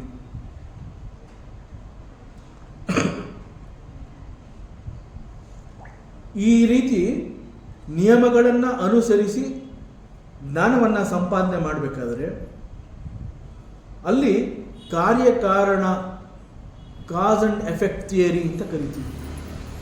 ಆ ಒಂದು ಸಿದ್ಧಾಂತವನ್ನು ಮೂಲವಾಗಿಟ್ಕೊಂಡು ಆ ಮೂಲಕ ಈ ರೀತಿಯಾದರೆ ಹೀಗಾಗತ್ತೆ, ಈ ಪ್ರಕಾರ ಜ್ಞಾನವನ್ನು ನಾವು ತಿಳ್ಕೊತೀವಿ. ಅದರ ಆಧಾರದ ಮೇಲೆ ಒಂದು ತೀರ್ಮಾನಕ್ಕೆ ನಾವು ಬರ್ತೀವಿ. ದಟ್ ತೀರ್ಮಾನ ಈಸ್ ಕಾಲ್ಡ್ ಅನುಮಾನ. ಆ ನಂತರದಲ್ಲಿ ಅದು ಹೀಗೆ ಅಂತ ಹೇಳಿ ಒಂದು ಕನ್ಕ್ಲೂಷನ್ಗೆ ನಾವು ಬರ್ತೀವಿ. ಉದಾಹರಣೆಗೆ, ಒಂದು ಹೊಗೆಯನ್ನು ನೋಡ್ತೀವಿ, ಸ್ಮೋಕ್. ಸ್ಮೋಕ್ ನೋಡಿದಾಗ ನಾವು ಯಾವ ತೀರ್ಮಾನಕ್ಕೆ ಬರ್ತೀವಿ ಅಂತಂದರೆ, ಇಲ್ಲಿ ಹೊಗೆ ಆಡ್ತಾ ಇದೆ ಅಂತಂದರೆ ಬಹುಶಃ ಬೆಂಕಿ ಅನ್ನುವಂತಹದ್ದು ಇರಲೇಬೇಕು. ಹೊಗೆ ಆಡ್ತಾ ಇದೆ ಅಂತ ಅಂದಮೇಲೆ ಬೆಂಕಿ ಇರಲೇಬೇಕು. ಬೆಂಕಿ ಇಲ್ಲದೆ ಹೋಗಿದ್ದರೆ ಹೊಗೆ ಅನ್ನುವಂತಹದ್ದು ಇಲ್ಲಿ ಕಾಣ್ತಾ ಇರಲಿಲ್ಲ. ಈಗ ಕಾಣ್ತಾ ಇರುವಂತಹದ್ದು ಹೊಗೆ ಆಗಿರೋದ್ರಿಂದ ಅಲ್ಲಿ ಬೆಂಕಿ ಇರಲೇಬೇಕು. ಆದರೆ ಬೆಂಕಿ ಕಾಣ್ತಾ ಇಲ್ಲ. ಕಾಣ್ತಾ ಇರೋದು ಯಾವುದು? ಹೊಗೆ. ಹೊಗೆಯನ್ನು ನೋಡಿ ಬೆಂಕಿಯನ್ನು ಅನುಮಾನಿಸಿ, because there is smoke, so definitely there is fire. This is called anumana. ಯಾಕೆಂದರೆ ಯಾವುದೋ ಒಂದು ದೂರದ ಜಾಗದಲ್ಲಿ ನಾವಿರ್ತೀವಿ. ನಮ್ಮಿಂದ ದೂರಕ್ಕೆ, ಬಹಳ ದೂರದಲ್ಲಿ ಒಂದು ಬೆಟ್ಟ ಇರುತ್ತೆ. ಬೆಟ್ಟದ ತುದಿನಲ್ಲಿ ಬಹಳ ದೂರ, ನನಗೆ ಬೆಟ್ಟಕ್ಕೆ ಮಧ್ಯದಲ್ಲಿ ಸಾವಿರಾರು ಮೈಲಿ ಇರುತ್ತೆ. ಬೆಟ್ಟದ ಯಾವುದೋ ಒಂದು ಮೇಲ್ಭಾಗದ ಒಂದು ದಿಕ್ಕಿನಲ್ಲಿ ಅಲ್ಲಿ ಹೊಗೆ ಆಡ್ತಾ ಇರೋದು ಕಾಣುತ್ತೆ. ಆಗ ಬೆಟ್ಟದ ಆ ಭಾಗದಲ್ಲಿ ಬೆಂಕಿ ಇದೆ ಅಂತ ಹೇಳ್ತೀವಿ. ಆದರೆ ಬೆಟ್ಟವನ್ನು ನೋಡ್ತೀವಿ, ಬೆಟ್ಟದಲ್ಲಿ ಹೊಗೆಯನ್ನು ನೋಡ್ತೀವಿ, ಬೆಂಕಿಯನ್ನು ನಾವು ಕಾಣ್ತಾ ಇಲ್ಲ. Though we are not seeing the benki, we come to the conclusion that there is fire. ಇದು ಹೇಗೆ ಸಾಧ್ಯವಾಯಿತು ಅಂತಂದರೆ, ಬಿಕಾಸ್ ಜಗತ್ತಿನ ಕೆಲವು ನಿಯಮಗಳನ್ನು ನಾವು ಅಭ್ಯಾಸ ಮಾಡಿರೋದ್ರಿಂದ ಕಾರ್ಯಕಾರಣ, ಇಂತಹ ಕಾರಣ ಇದ್ದರೆ ಅದರ ಪರಿಣಾಮ ಈ ರೀತಿ ಇರುತ್ತೆ, ಈ ಕಾರಣಕ್ಕೆ ದಿಸ್ ಇಸ್ ದಿ ಎಫೆಕ್ಟ್. ಹೊಗೆ ಅನ್ನುವಂತಹದ್ದು ಇದೆ ಅಂತಂದರೆ ಅಲ್ಲಿ ಬೆಂಕಿ ಇರಲೇಬೇಕು. ಸೊ ಈ ರೀತಿ ನಾವು ತೀರ್ಮಾನಕ್ಕೆ ಬರೋದಕ್ಕೆ ಸಾಧ್ಯವಾಗುತ್ತೆ. ಕಣ್ಣಿಗೆ ಎಲ್ಲವೂ ಕಾಣಿಸ್ಬೇಕು ಅಂತ ಏನಿಲ್ಲ. ಈಗ ಬೆಟ್ಟ ನೋಡಿದ್ದೀವಿ, the same kannu has seen the betta, the same kannu has seen the smoke, but the same kannu is unable to see the fire. ಹಾಗಾದರೆ ಕಣ್ಣು ಸರಿ ಇಲ್ವಾ? ಇಲ್ಲ, ಕಣ್ಣು ಸರಿ ಇದೆ. ಕಣ್ಣುಗಳನ್ನು ತಪ್ಪಿಸಿ ಆ ಎಫೆಕ್ಟ್ ನೋಡಿದ್ವಿ. ಬಿಕಾಸ್ ಆಫ್ ದಟ್ ಎಫೆಕ್ಟ್, ಹೊಗೆ ಅನ್ನುವಂತಹದ್ದು ಎಫೆಕ್ಟು, ಅದಕ್ಕೆ ಕಾರಣ ಅನ್ನುವಂತಹದ್ದು ಫೈರು. ಆದ್ದರಿಂದ ಬೆಟ್ಟದ ಆ ಭಾಗದಲ್ಲಿ ಬೆಂಕಿ ನಾನು ನೋಡದೆ ಹೋದರೂ ಕೂಡ ಹೊಗೆಯನ್ನು ಸ್ಪಷ್ಟವಾಗಿ ಗುರುತಿಸಿರುವ ಕಾರಣದಿಂದ ನಾವು ಹೇಳ್ತೀವಿ ಬೆಟ್ಟದಲ್ಲಿ ಬೆಂಕಿ ಇದೆ. ಸೊ ದಿಸ್ ಈಸ್ ಅನದರ್ ಮಾರ್ಗ, ಜ್ಞಾನಕ್ಕೆ ಇರುವಂತಹ ಅನುಮಾನ ಅಂತ ಹೇಳಿದಾಗ ಇದು ಮತ್ತೊಂದು ಆಗತ್ತೆ ನಿಯಮ. ಈ ನಿಯಮವೆಲ್ಲ ಅನುಸರಿಸಿ ನಾವು ಹೇಳ್ತೀವಿ. ಅನೇಕ ನಿಯಮಗಳಿದೆ. ಈಗ ದೇರ್ ಇಸ್ ಮತ್ತೊಂದು ನಿಯಮ. ಯಾವುದೋ ಒಂದು ವಸ್ತು ನಮ್ಮಿಂದ ದೂರವಾಗಿ ಹೋಗ್ತಾ ಇದೆ ಅಂತಂದಾಗ ಆ ವಸ್ತು ಮತ್ತಷ್ಟು ಚಿಕ್ಕದಾಗ್ತಾ ಬರುತ್ತೆ. ನಾವು ಇದ್ದ ಜಾಗದಲ್ಲೇ ಇರ್ತೀವಿ, ಆ ಒಂದು ವಸ್ತು ನಮ್ಮಿಂದ ದೂರಕ್ಕೆ ಸರಿತಾ ಇದ್ದಾಗ ಆ ವಸ್ತು ಬಹಳ ಚಿಕ್ಕದಾಗಿ ಕಾಣುತ್ತೆ. ಈಗ ನಾವು ವಿಜ್ಞಾನವನ್ನು ಓದಿದ್ದೀವಿ, ವಿಚಾರವನ್ನು ತಿಳ್ಕೊಂಡಿದ್ದೀವಿ, ಸಾಕಷ್ಟು ಮೆಚುರಿಟಿ ನಮ್ಮಲ್ಲೂ ಇದೆ. ನಾವು ಹೇಳ್ತೀವಿ ಸೂರ್ಯ ಭೂಮಿಗಿಂತ ಸಾವಿರಾರು ಪಾಲು ದೊಡ್ಡದಾಗಿರುವಂತಹ ಒಂದು ಗ್ರಹ. ಆದರೆ ಅದೇ ಸೂರ್ಯ, ನಾನು ಇಲ್ಲಿ ಭೂಮಿಯಿಂದ ಸೂರ್ಯನನ್ನು ನೋಡಿ ಅವನ ಗಾತ್ರವನ್ನು ಊಹಿಸ್ತೀನಿ. ಯಾಕೆ ಅಂತಂದರೆ my eyes have seen the sun. ಆ ಸೂರ್ಯನನ್ನು ನೋಡಿದಾಗ ಅಲ್ಲಿ ಪ್ರಖರವಾಗಿ ಕಂಡು ಬಂದಂತಹ ಆ ಒಂದು ರಿಂಗಿನ ಆಕೃತಿಯ ಮಧ್ಯದಲ್ಲಿ ಆ ಪ್ರಖರತೆ ಇದೆ ಅಂತಂದಾಗ ಐ ಕಾಲ್ ಇಟ್ ಎ ಸನ್, ಸೂರ್ಯ. ಅದು ಸೂರ್ಯ. ಆ ಸೂರ್ಯನನ್ನ ಈ ಕಣ್ಣು ಹಿಡಿದಿಟ್ಟಿದೆ, ಅದರ ಗಾತ್ರ ಇಷ್ಟು ಮಾತ್ರ ಇದೆ. ಆದರೆ ಬಿಟ್ವೀನ್ ಸೂರ್ಯ ಅಂಡ್ ಭೂಮಿ there is a very big distance.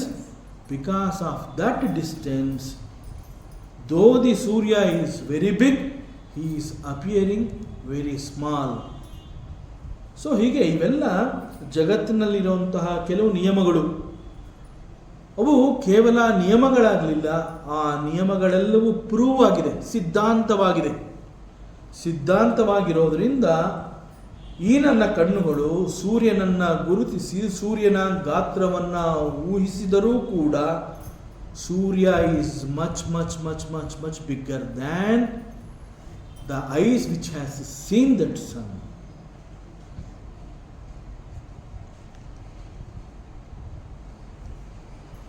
So ಇದು ಸೈನ್ಸ್ನಲ್ಲಿ ಹೀಗೆ ಪ್ರತ್ಯಕ್ಷ ಪ್ಲಸ್ ಅನುಮಾನ, ಅವುಗಳು ಕೂಡ ಜ್ಞಾನವನ್ನು ಕೊಡುತ್ತವೆ. ಲೌಕಿಕ ಜ್ಞಾನಕ್ಕೆ ಹೀಗೆ ಪ್ರತ್ಯಕ್ಷ ಮತ್ತು ಅನುಮಾನ ಅನ್ನುವಂಥ ಸೇರಿ ಒಂದು ಕನ್ಕ್ಲೂಷನ್ ಬಂದು ಸಿದ್ಧಾಂತ ಅಂತ ಹೇಳಿ ಆ ಸಿದ್ಧಾಂತವನ್ನು ನಂಬಿ ಅದರಂತೆ ನಾವು ಮುಂದೆ ನಡೀತಾ ಇರ್ತೀವಿ. ಸೈನ್ಸ್ ಮಾತ್ರನ ಅಂತಂದರೆ ಈವನ್ ಇನ್ ಸ್ಪಿರಿಚುಯಾಲಿಟಿ ಅನೇಕಗಳು ಆ ನಿಯಮಗಳನ್ನು ಅನುಸರಿಸಿ ಅದು ಹೀಗೆ ಆಗುತ್ತೆ ಅನ್ನುವಂಥದ್ದು ಕೂಡ ಗೊತ್ತಾಗುತ್ತೆ. For example, one more example, ಈಗ ಯಾರೋ ಒಬ್ಬ ವ್ಯಕ್ತಿ ಅನೇಕ ಜನಗಳ ಎದುರಿಗೆ ನನ್ನನ್ನು ಬಹಳ ಕಟುವಾಗಿ ನಿಂದಿಸ್ತಾನೆ. ತುಂಬ ಜನಗಳು ಸೇರಿರುವಂತಹ ಆ ಒಂದು ಜಾಗದಲ್ಲಿ ಆ ಮನುಷ್ಯ ನನ್ನನ್ನು ನಿಂದಿಸ್ತಾನೆ. ಆಗ ನನಗೆ ಬಹಳ ಅವಮಾನವಾಗುತ್ತೆ, ನೋವಾಗುತ್ತೆ, ಹರ್ಟ್ ಆಗುತ್ತೆ, ಅವಮಾನ ಆಗುತ್ತೆ, ಕುಗ್ಗೋಗ್ತೀನಿ, ಇವೆಲ್ಲ ನನಗಾಗತ್ತೆ. ಆದರೆ ನಾನು ಕುಗ್ಗುವಂತೆ, ನನಗೆ ಅವಮಾನ ಆಗುವಂತೆ, ನನ್ನ ಮನಸ್ಸಿಗೆ ನೋವಾಗುವಂತೆ ನೇರವಾಗಿ ಯಾವ ರೀತಿಯ ಪ್ರಹಾರವನ್ನು ಅವನು ಮಾಡಿಲ್ಲ. ಕೇವಲ ಕೆಲವು ಶಬ್ದಗಳನ್ನು ಬಳಸಿ ನನ್ನನ್ನು ನಿಂದಿಸಿದ ಅಂತಂದ್ರೆ ಏನು? ಇಟ್ಸ್ ಎ ಸೌಂಡ್, ಅದೊಂದು ಶಬ್ದ. ನನ್ನನ್ನು ನಿಂದಿಸುವುದಕ್ಕೆ ಉಪಯೋಗಿಸಿದಂತಹ ಶಬ್ದ. ಆ ಪರ್ಟಿಕ್ಯುಲರ್ ಶಬ್ದಕ್ಕೆ ಎಷ್ಟು ಶಕ್ತಿ ಇತ್ತು ಅಂತಂದರೆ ನನ್ನ ಭಾವನೆಗಳನ್ನು ಅಲುಗಾಡಿಸಿ ನಾನು ನೊಂದುಕೊಳ್ಳುವಂತೆ, ಕುಗ್ಗುವಂತೆ ಅದು ನನ್ನನ್ನು ಮಾಡ್ತು. It is okay, but what is the ನೀತಿ ಏನು ಇಲ್ಲಿ? ಹಾಗಾದರೆ ಇಲ್ಲಿ ಕಲಿತಂತಹ ಪಾಠ ಏನು?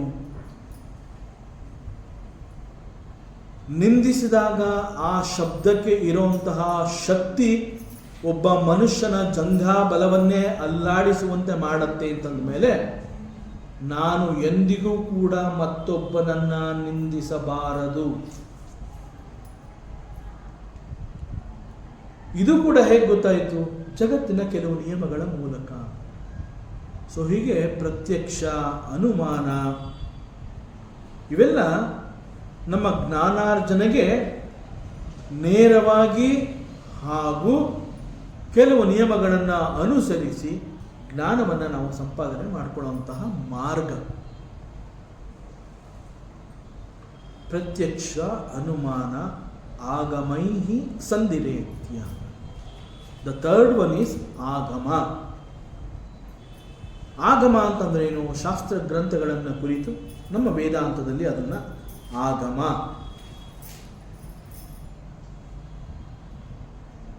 ಜಗತ್ತಿನಲ್ಲಿ ಅನೇಕ ರೀತಿಯ ವಿಸ್ಮಯಗಳು ನಮ್ಮನ್ನು ಆಶ್ಚರ್ಯಚಕಿತರನ್ನಾಗಿ ಮಾಡುತ್ತವೆ.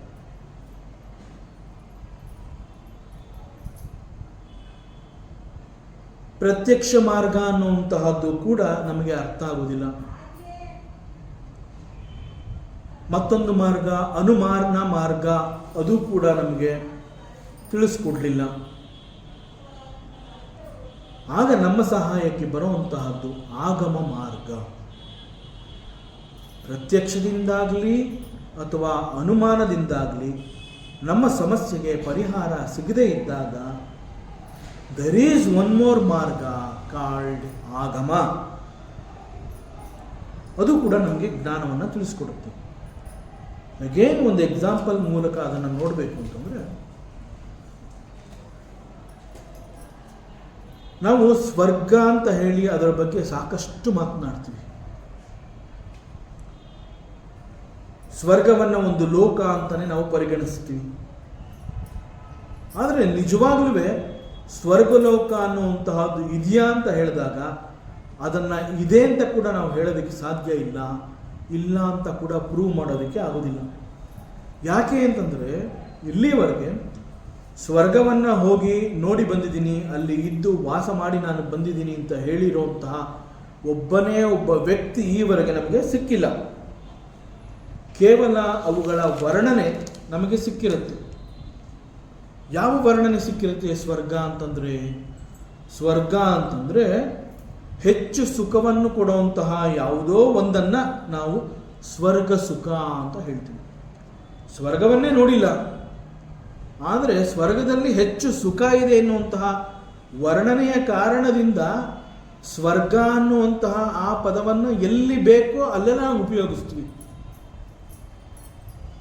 ಊಟದ ರುಚಿ ಹೇಗಿತ್ತು? ಸ್ವರ್ಗ ಸುಖ. ಮನೆ ಹೇಗಿದೆ? ಸ್ವರ್ಗ ಲೋಕದಂತೆ ಇದೆ. ನಿದ್ದೆ ಹೇಗೆ ಮಾಡಿದೆಯಪ್ಪ? ಸ್ವರ್ಗದಲ್ಲಿ ಅಲ್ಲಿ ಭಗವಂತನ ಜೊತೆ ಮಲ್ಕೊಂಡ್ರೆ ಹೇಗಿರುತ್ತೋ ಹಾಗೆ ನಿದ್ದೆ ಮಾಡಿದೆ. ಹೀಗೆ ಸ್ವರ್ಗ ಅಂತ ಅಂದರೆ ಏನು ಅಂತ ಗೊತ್ತಿಲ್ಲದೆ ಹೋದರೂ ಕೂಡ ಸ್ವರ್ಗದ ವರ್ಣನೆಯನ್ನು ಉದಾಹರಣೆಯಾಗಿ ತೆಗೆದುಕೊಂಡು ಎಲ್ಲಿ ಒಂದು ಹೆಚ್ಚು ಸುಖ ಅನ್ನುವಂತಹದ್ದು ನನ್ನ ಅನುಭವಕ್ಕೆ ಬರುತ್ತೆ, ಆ ಸುಖದ ಹಿಂದೆ ಸ್ವರ್ಗ ಅನ್ನುವ ಪದವನ್ನು ಜೋಡಿಸಿ ದಿಸ್ ಈಸ್ ಸ್ವರ್ಗ ಸುಖ. ಆದರೆ ಈ ವಿಚಾರದಲ್ಲಿ ವಾಟ್ ಈಸ್ ದಿ ಟ್ರೂತ್? ಸತ್ಯ ಏನು ಅಂತಂದರೆ ನೋಬಡಿ ನೋಸ್ ಅಬೌಟ್ ದಿ ಸ್ವರ್ಗ. ಅದೇ ರೀತಿ ಪಾಪ ಪುಣ್ಯ ಅಂತ ಕೂಡ ನಾವು ಮಾತನಾಡ್ತೀವಿ. ಪಾಪ ಪುಣ್ಯ ಅನ್ನುವಂತಹದ್ದನ್ನು ಯಾಕೆ ನಾವು ಹೆಚ್ಚು ಮಾತನಾಡ್ತೀವಿ ಮತ್ತು ಹೆಚ್ಚು ಅವುಗಳ ಬಗ್ಗೆ ಕಾಳಜಿ ವಹಿಸ್ತೀವಿ ಅಂತಂದರೆ, ಒಂದು, ಪಾಪದ ಕರ್ಮಕ್ಕೆ ಪಾಪದ ಫಲ ಬರುತ್ತೆ ಎನ್ನುವ ಒಂದು ಹೆದರಿಕೆ. ಎರಡನೇದು, ಹೇಗಿದ್ರೂ ಒಂದು ಕರ್ಮವನ್ನು ಮಾಡಲೇಬೇಕು, ಮಾಡದೇ ಆದರೆ ಪುಣ್ಯದ ಕರ್ಮವನ್ನೇ ಮಾಡಿ ಪುಣ್ಯವನ್ನೇ ಸಂಪಾದನೆ ಮಾಡೋಣ. ಆದರೆ ಪಾಪ ಪುಣ್ಯ ಗೊತ್ತಿಲ್ಲ. ಮಾಡೋದಕ್ಕೇನಂತೆ, ಪುಣ್ಯದ ಕರ್ಮ ಮಾಡೋದಕ್ಕೇನಂತೆ, ಸಿಕ್ಕಿದ್ರೆ ಪುಣ್ಯ ಸಿಗತ್ತೆ, ಸಿಗಲಿ, ಸಿಕ್ಕಲಿಲ್ವ ಏನೂ ಇಲ್ಲ, ನಷ್ಟ ಇಲ್ಲ. ಆದರೆ ಪಾಪದ ಕರ್ಮ ಮಾಡೋದು ಬೇಡ, ಪಾಪ ಬಂದ್ಬಿಡುತ್ತೋ ಏನೋ. ಆಗಲೂ ಕೂಡ ಪಾಪ ಪುಣ್ಯದ ಬಗ್ಗೆ ನಮಗೆ ನಿಖರವಾಗಿ ವಿಚಾರ ಗೊತ್ತಿಲ್ಲ. ಗೊತ್ತಿಲ್ಲದೆ ಹೋದರೂ ಕೂಡ ಕೇವಲ ಅವುಗಳ ವರ್ಣನೆಯನ್ನು ಇಟ್ಕೊಂಡು ನಾವು ಇಲ್ಲಿ ವ್ಯವಹರಿಸ್ತೀವಿ. ಮತ್ತಷ್ಟು ಆಶ್ಚರ್ಯ ಅಂತಂದ್ರೆ ದೇವರ ವಿಚಾರ. ಎಲ್ಲೋ ಒಂದು ಕಡೆ ಬಂದಾಗ ಅತೀವ ಹೆಚ್ಚು ಭಕ್ತಿಯನ್ನು ಬೆಳೆಸ್ಕೋತೀವಿ. Bhagavanta is everything to me, because of him I am very happy. ಇವತ್ತು ನಾನು ಇಷ್ಟು ಸುಖವಾಗಿದ್ದೀನಿ ಅಂತಂದರೆ ಇಟ್ ಈಸ್ ಬಿಕಾಸ್ ಆಫ್ ಭಗವಂತ ಅನ್ನುವಷ್ಟರ ಮಟ್ಟಿಗೆ ಭಗವಂತನೊಂದಿಗೆ ನಾನು ಸಂಬಂಧವನ್ನು ಹೊಂದುತ್ತೀನಿ. ಯಾವುದೋ ಒಂದು ಪ್ರಾರಬ್ಧ ಕಾಡುತ್ತೆ, ನೋವು ದುಃಖ ಕಾಡುತ್ತೆ. ಆಗ ನಾನು ಹೇಳ್ತೀನಿ, ಏನು ತಪ್ಪು ಮಾಡಿದ್ದೀನಿ ಅಂತ ಭಗವಂತ ನನಗೆ ಇಂಥ ಶಿಕ್ಷೆಯನ್ನು ಕೊಟ್ಟ. ಭಗವಂತ ಇದಾನೋ ಇಲ್ವೋ ಗೊತ್ತೇ ಇಲ್ಲ, ನನಗೆ ಯಾಕೆ ಬೇಕಿತ್ತು ಇಂಥದ್ದು? ಸೊ ಭಗವಂತನ ವಿಚಾರದಲ್ಲಿ ಕೂಡ ನಮಗೆ ಒಂದು ನಿಖರವಾದ ಜ್ಞಾನ ಇಲ್ಲ. ದೇವರು ಇದಾನ ಅನ್ನುವಂತಹ ಪ್ರಶ್ನೆಯನ್ನು ಮತ್ತೆ ಮತ್ತೆ ಮತ್ತೆ ಜೀವಂತವಾಗಿಡುವಂತಹ ಎಲ್ಲ ಪ್ರಯತ್ನಗಳನ್ನು ನಾವು ಮಾಡ್ತೀವಿ. ಸೊ ಹೀಗೆ ಅನೇಕಗಳು ಥ್ರೂ ಪ್ರತ್ಯಕ್ಷ ಗೊತ್ತಾಗುತ್ತೆ, ಥ್ರೂ ಅನುಮಾನ ಗೊತ್ತಾಗುತ್ತೆ. ಆಗ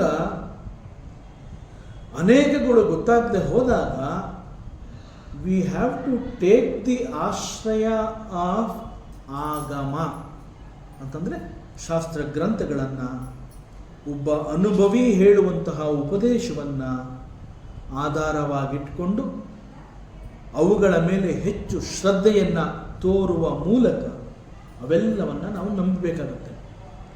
ಅದಕ್ಕೆ ಶ್ರದ್ಧಾ ಅನ್ನುವಂತಹ ಪದಕ್ಕೆ ಅರ್ಥವನ್ನು ಕೊಟ್ಟಿರುವಂತಹದ್ದೇ ಶಾಸ್ತ್ರ ಗ್ರಂಥವನ್ನು ನಂಬುವಂತಹದ್ದು. ಗುರು ಹಿರಿಯರ ಮಾತನ್ನು ಅನುಸರಿಸಿ ಅದರಂತೆ ನಡೆಯುವಂತಹದ್ದು ಈಸ್ ಕಾಲ್ಡ್ ಶ್ರದ್ಧಾ. ಆಚಾರ್ಯ ಶಂಕರರು ತತ್ವಬೋಧದಲ್ಲಿ ಹೇಳ್ತಾರೆ, what is shraddha? Have faith in shastra grantha and follow what is told by acharya. ಗುರು ಹಿರಿಯರ ಮಾತಿನಲ್ಲಿ ನಂಬಿಕೆ ಇರಬೇಕು, ಶಾಸ್ತ್ರ ಗ್ರಂಥವನ್ನು ನಂಬಬೇಕು. ಸೊ ಇವುಗಳಿಂದ ಸಿಗುವಂತಹ ಜ್ಞಾನ ನಮಗೆ ಎಲ್ಲೋ ಒಂದು ಕಡೆ ಅದು ನಮ್ಮನ್ನು ಕಾಪಾಡತ್ತೆ. ನನಗೆ ನಂಬಿಕೆನೇ ಇಲ್ಲ ಶಾಸ್ತ್ರದ ಮೇಲಾಗಲಿ ಗುರು ಹಿರಿಯರ ಮೇಲಾಗಲಿ, ನನಗೆ ನಂಬಿಕೆನೇ ಇಲ್ಲ ಅನ್ನುವಂತಹ ಧೋರಣೆಯನ್ನು ನಾನು ವ್ಯಕ್ತಪಡಿಸಿದರೆ ಆಗ ಒಂದು ವೇಳೆ ನನಗೆ ಆಗಮದ ಮೂಲಕ ಸಿಗಬಹುದಾಗಿದ್ದಂತಹ ಜ್ಞಾನ ಶಾಶ್ವತವಾಗಿ ಸಿಗೋದಿಲ್ಲ. So I should not lose that. ಹೀಗಾಗಿ we have to take the ashraya of agama. ಅಲ್ಲಿ ಆಗಮದಲ್ಲಿ ಒಬ್ಬ ಅನುಭವಿ, ಅವನನ್ನು ಯಾಕೆ ಅನುಭವಿ ಅಂತಂದರೆ ಅವನ ಜೀವನದಲ್ಲಿ ಅವನಿಗೆ ಅದು ನಡೆದು ಬಂದಿದೆ, ಅದರ ಅನುಭವ ಅವನಿಗೆ ಆಗಿರೋದ್ರಿಂದ ಅವನು ಹೇಳ್ತಾನೆ, ನೀನು ಹೀಗೆ ಮಾಡಬೇಡಪ್ಪ, ನನ್ನ ಅನುಭವದ ಪ್ರಕಾರ ನಾನೆಲ್ಲ ಈ ರೀತಿ ಎಲ್ಲ ಕಷ್ಟಪಟ್ಟೆ, ಮುಳ್ಳಿನ ಮೇಲೆ ಕಾಲಿಡಬಾರ್ದು, ಅದು ಚುಚ್ಚುತ್ತೆ, ನೋವಾಗುತ್ತೆ, ನೀನು ಮಾಡಬೇಡ, ನಾನು ಇಟ್ಟು ನೋವಿಸ್ಕೊಂಡಿದ್ದೀನಿ, ನನ್ನ ಕಾಲಿಗೆ ಮುಳ್ಳು ಚುಚ್ಚಿದಾಗ ಅದರ ನೋವು ಏನು ಅನ್ನೋದು ನನಗೆ ಗೊತ್ತಿದೆಪ್ಪ, ನನ್ನ ಮಾತು ಕೇಳು. ಯಾಕೆ ಅವನ ಮಾತು ಕೇಳಬೇಕು ಅಂತಂದರೆ ಮುಳ್ಳು ಚುಚ್ಚಿದಾಗ ಯಾವ ರೀತಿಯ ನೋವು ಅವನಿಗೆ ಆಗತ್ತೆ ಎನ್ನುವಂತಹ ಅನುಭವವನ್ನು ಅವನು ಗಳಿಸಿದ್ದಾನೆ. ದಟ್ ಈಸ್ ಕಾಲ್ಡ್ ಅನುಭವ ಆ್ಯಂಡ್ ಹೀ ಈಸ್ ಅನುಭವಿ. ಆದ್ದರಿಂದ ಯಾವಾಗ ಪ್ರತ್ಯಕ್ಷ ಮತ್ತು ಅನುಮಾನ ಅನ್ನುವಂತಹದ್ದು ನಮ್ಮ ಸಮಸ್ಯೆಗೆ ಪರಿಹಾರವನ್ನು ಕೊಡಲಿಲ್ಲ, ಆಗ we have to take the ashraya of Agama. There what is said in scriptures, ಶಾಸ್ತ್ರ ಗ್ರಂಥಗಳಲ್ಲಿ, ವೇದಾಂತದಲ್ಲಿ, ಉಪನಿಷತ್ ಏನು ಹೇಳ್ತಾ ಇದೆ, ಒಬ್ಬ ಅನುಭವಿ ಆಚಾರ್ಯ ಅವನೇನು ಹೇಳ್ತಾ ಇದ್ದಾನೆ, ಅದನ್ನು ಫಾಲೋ ಮಾಡೋದ್ರಿಂದ ನಮಗೆ ಆ ಮೂಲಕ ಜ್ಞಾನ ಮತ್ತೆ ನಮಗೆ ಸಿಗತ್ತೆ. ಸೊ ಹೀಗೆ ತ್ರಿಭಿರೇತ್ಯ ಸಂಧಿಂ ಅಂತಂದರೆ like this associated with these three ಮಾತೃಪಿತೃ ಆಚಾರ್ಯೈ ಸಂಧಿಮೇತ್ಯಂ ಶ್ರುತಿ ಸ್ಮೃತಿ ಶಿಷ್ಟೈ ಸಂಧಿಮೇತ್ಯಂ ಪ್ರತ್ಯಕ್ಷ ಅನುಮಾನ ಆಗಮೈ ಸಂಧಿಮೇತ್ಯಂ. ಈ ಮೂರುಗಳೊಂದಿಗೆ ಅಸೋಸಿಯೇಟ್ ಆಗಿ ಸಂಪರ್ಕವನ್ನು ಸಾಧಿಸಿ ಆ ಮೂಲಕ ನೀನು ಜ್ಞಾನವನ್ನು ಸಂಪಾದನೆ ಮಾಡಿ ಸಂಸ್ಕಾರವನ್ನು ಹೆಚ್ಚು ಮಾಡಿಕೊಂಡಾಗ you are qualified to perform agnividya. ಅಗ್ನಿವಿದ್ಯೆಗೆ ಪ್ರೀ ರಿಕ್ವಿಸಿಟ್ ಕ್ವಾಲಿಫಿಕೇಶನ್ ಇದಾಗಿರೋದ್ರಿಂದ ಯಮಧರ್ಮರಾಜ ಹೇಳ್ತಾ ಇದ್ದಾನೆ, ನಾನು ನಿನಗೆ ಈ ಜ್ಞಾನವನ್ನು ಹೇಳ್ತೀನಿ, ಈ ಜ್ಞಾನವನ್ನು I am going to teach you, but ಅದಕ್ಕೆ ನೀನು ಈ ಒಂದು ವಿಚಾರವನ್ನು ತಿಳ್ಕೋಬೇಕು ಅಂತ ಹೇಳಿ ಇಲ್ಲಿ ಈ ಮಂತ್ರದಲ್ಲಿ ತ್ರಿನಾಚಿಕೇತಃ ತ್ರಿಭಿರೇತ್ಯ ಸಂಧಿಂ ತ್ರಿಕರ್ಮಕೃತ್ ತರತಿ ಜನ್ಮ ಮೃತ್ಯೋ ಬ್ರಹ್ಮಜತ್ನಂ ದೇವಮೇಢ್ಯಂ ವಿದಿತ್ವ ನಿಚಾಯೇ ಮಾಂ ಶಾಂತಿಮತ್ಯಂತಮೇತಿ. ಆದ್ದರಿಂದ ಇಲ್ಲಿ first part of the first 2 lines of the ಮಂತ್ರ ನಾವು ನೋಡಿರೋದು ಅಂತಂದರೆ ತ್ರಿನಾಚಿಕೇತಃ ಅಂತಂದ್ರೆ ಏನು, ತ್ರಿಭಿರೇತ್ಯ ಸಂಧಿ ಅಂತಂದ್ರೆ ಏನು, ತ್ರಿಕರ್ಮಕೃತ್ 3 ರೀತಿಯ ಕರ್ಮಗಳನ್ನು ಮಾಡಬೇಕು. ಸೊ ಯಾರು ತ್ರಿನಾಚಿಕೇತಃ 3 ರೀತಿಯ ಅಗ್ನಿ ವಿದ್ಯೆಯ ಆಚರಣೆಗಳನ್ನು ಮಾಡಿರ್ತಾನೆ, ತ್ರಿಭಿರೇತ್ಯ ಸಂಧಿ 3 ವಿಧಾನಗಳ ಜೊತೆಯಲ್ಲಿ ಅಸೋಸಿಯೇಟ್ ಆಗಿ ಆ ಮೂಲಕ ಜ್ಞಾನವನ್ನು ಸಂಪಾದನೆ ಮಾಡಿರ್ತಾನೆ, ಮತ್ತು ತ್ರಿಕರ್ಮಕೃತ್ ಅಲ್ಲಿಗೆ ಇನ್ನೂ ನಾವು ಬಂದಿಲ್ಲ, ತ್ರಿಕರ್ಮಕೃತ್ 3 ರೀತಿಯ ಕರ್ಮಗಳನ್ನು ಯಾರು ಮಾಡಿರ್ತಾನೆ ಅಂತಹವನು ತರತಿ ಜನ್ಮ ಮೃತ್ಯು ಹುಟ್ಟು ಸಾವುಗಳನ್ನು ತರತಿ ದಾಟ್ತಾನೆ. ಸೊ ಅದರಿಂದ ಅಗ್ನಿವಿದ್ಯೆಗೆ is a prerequisite qualification. You have to do the trinachiketah as told in the scriptures.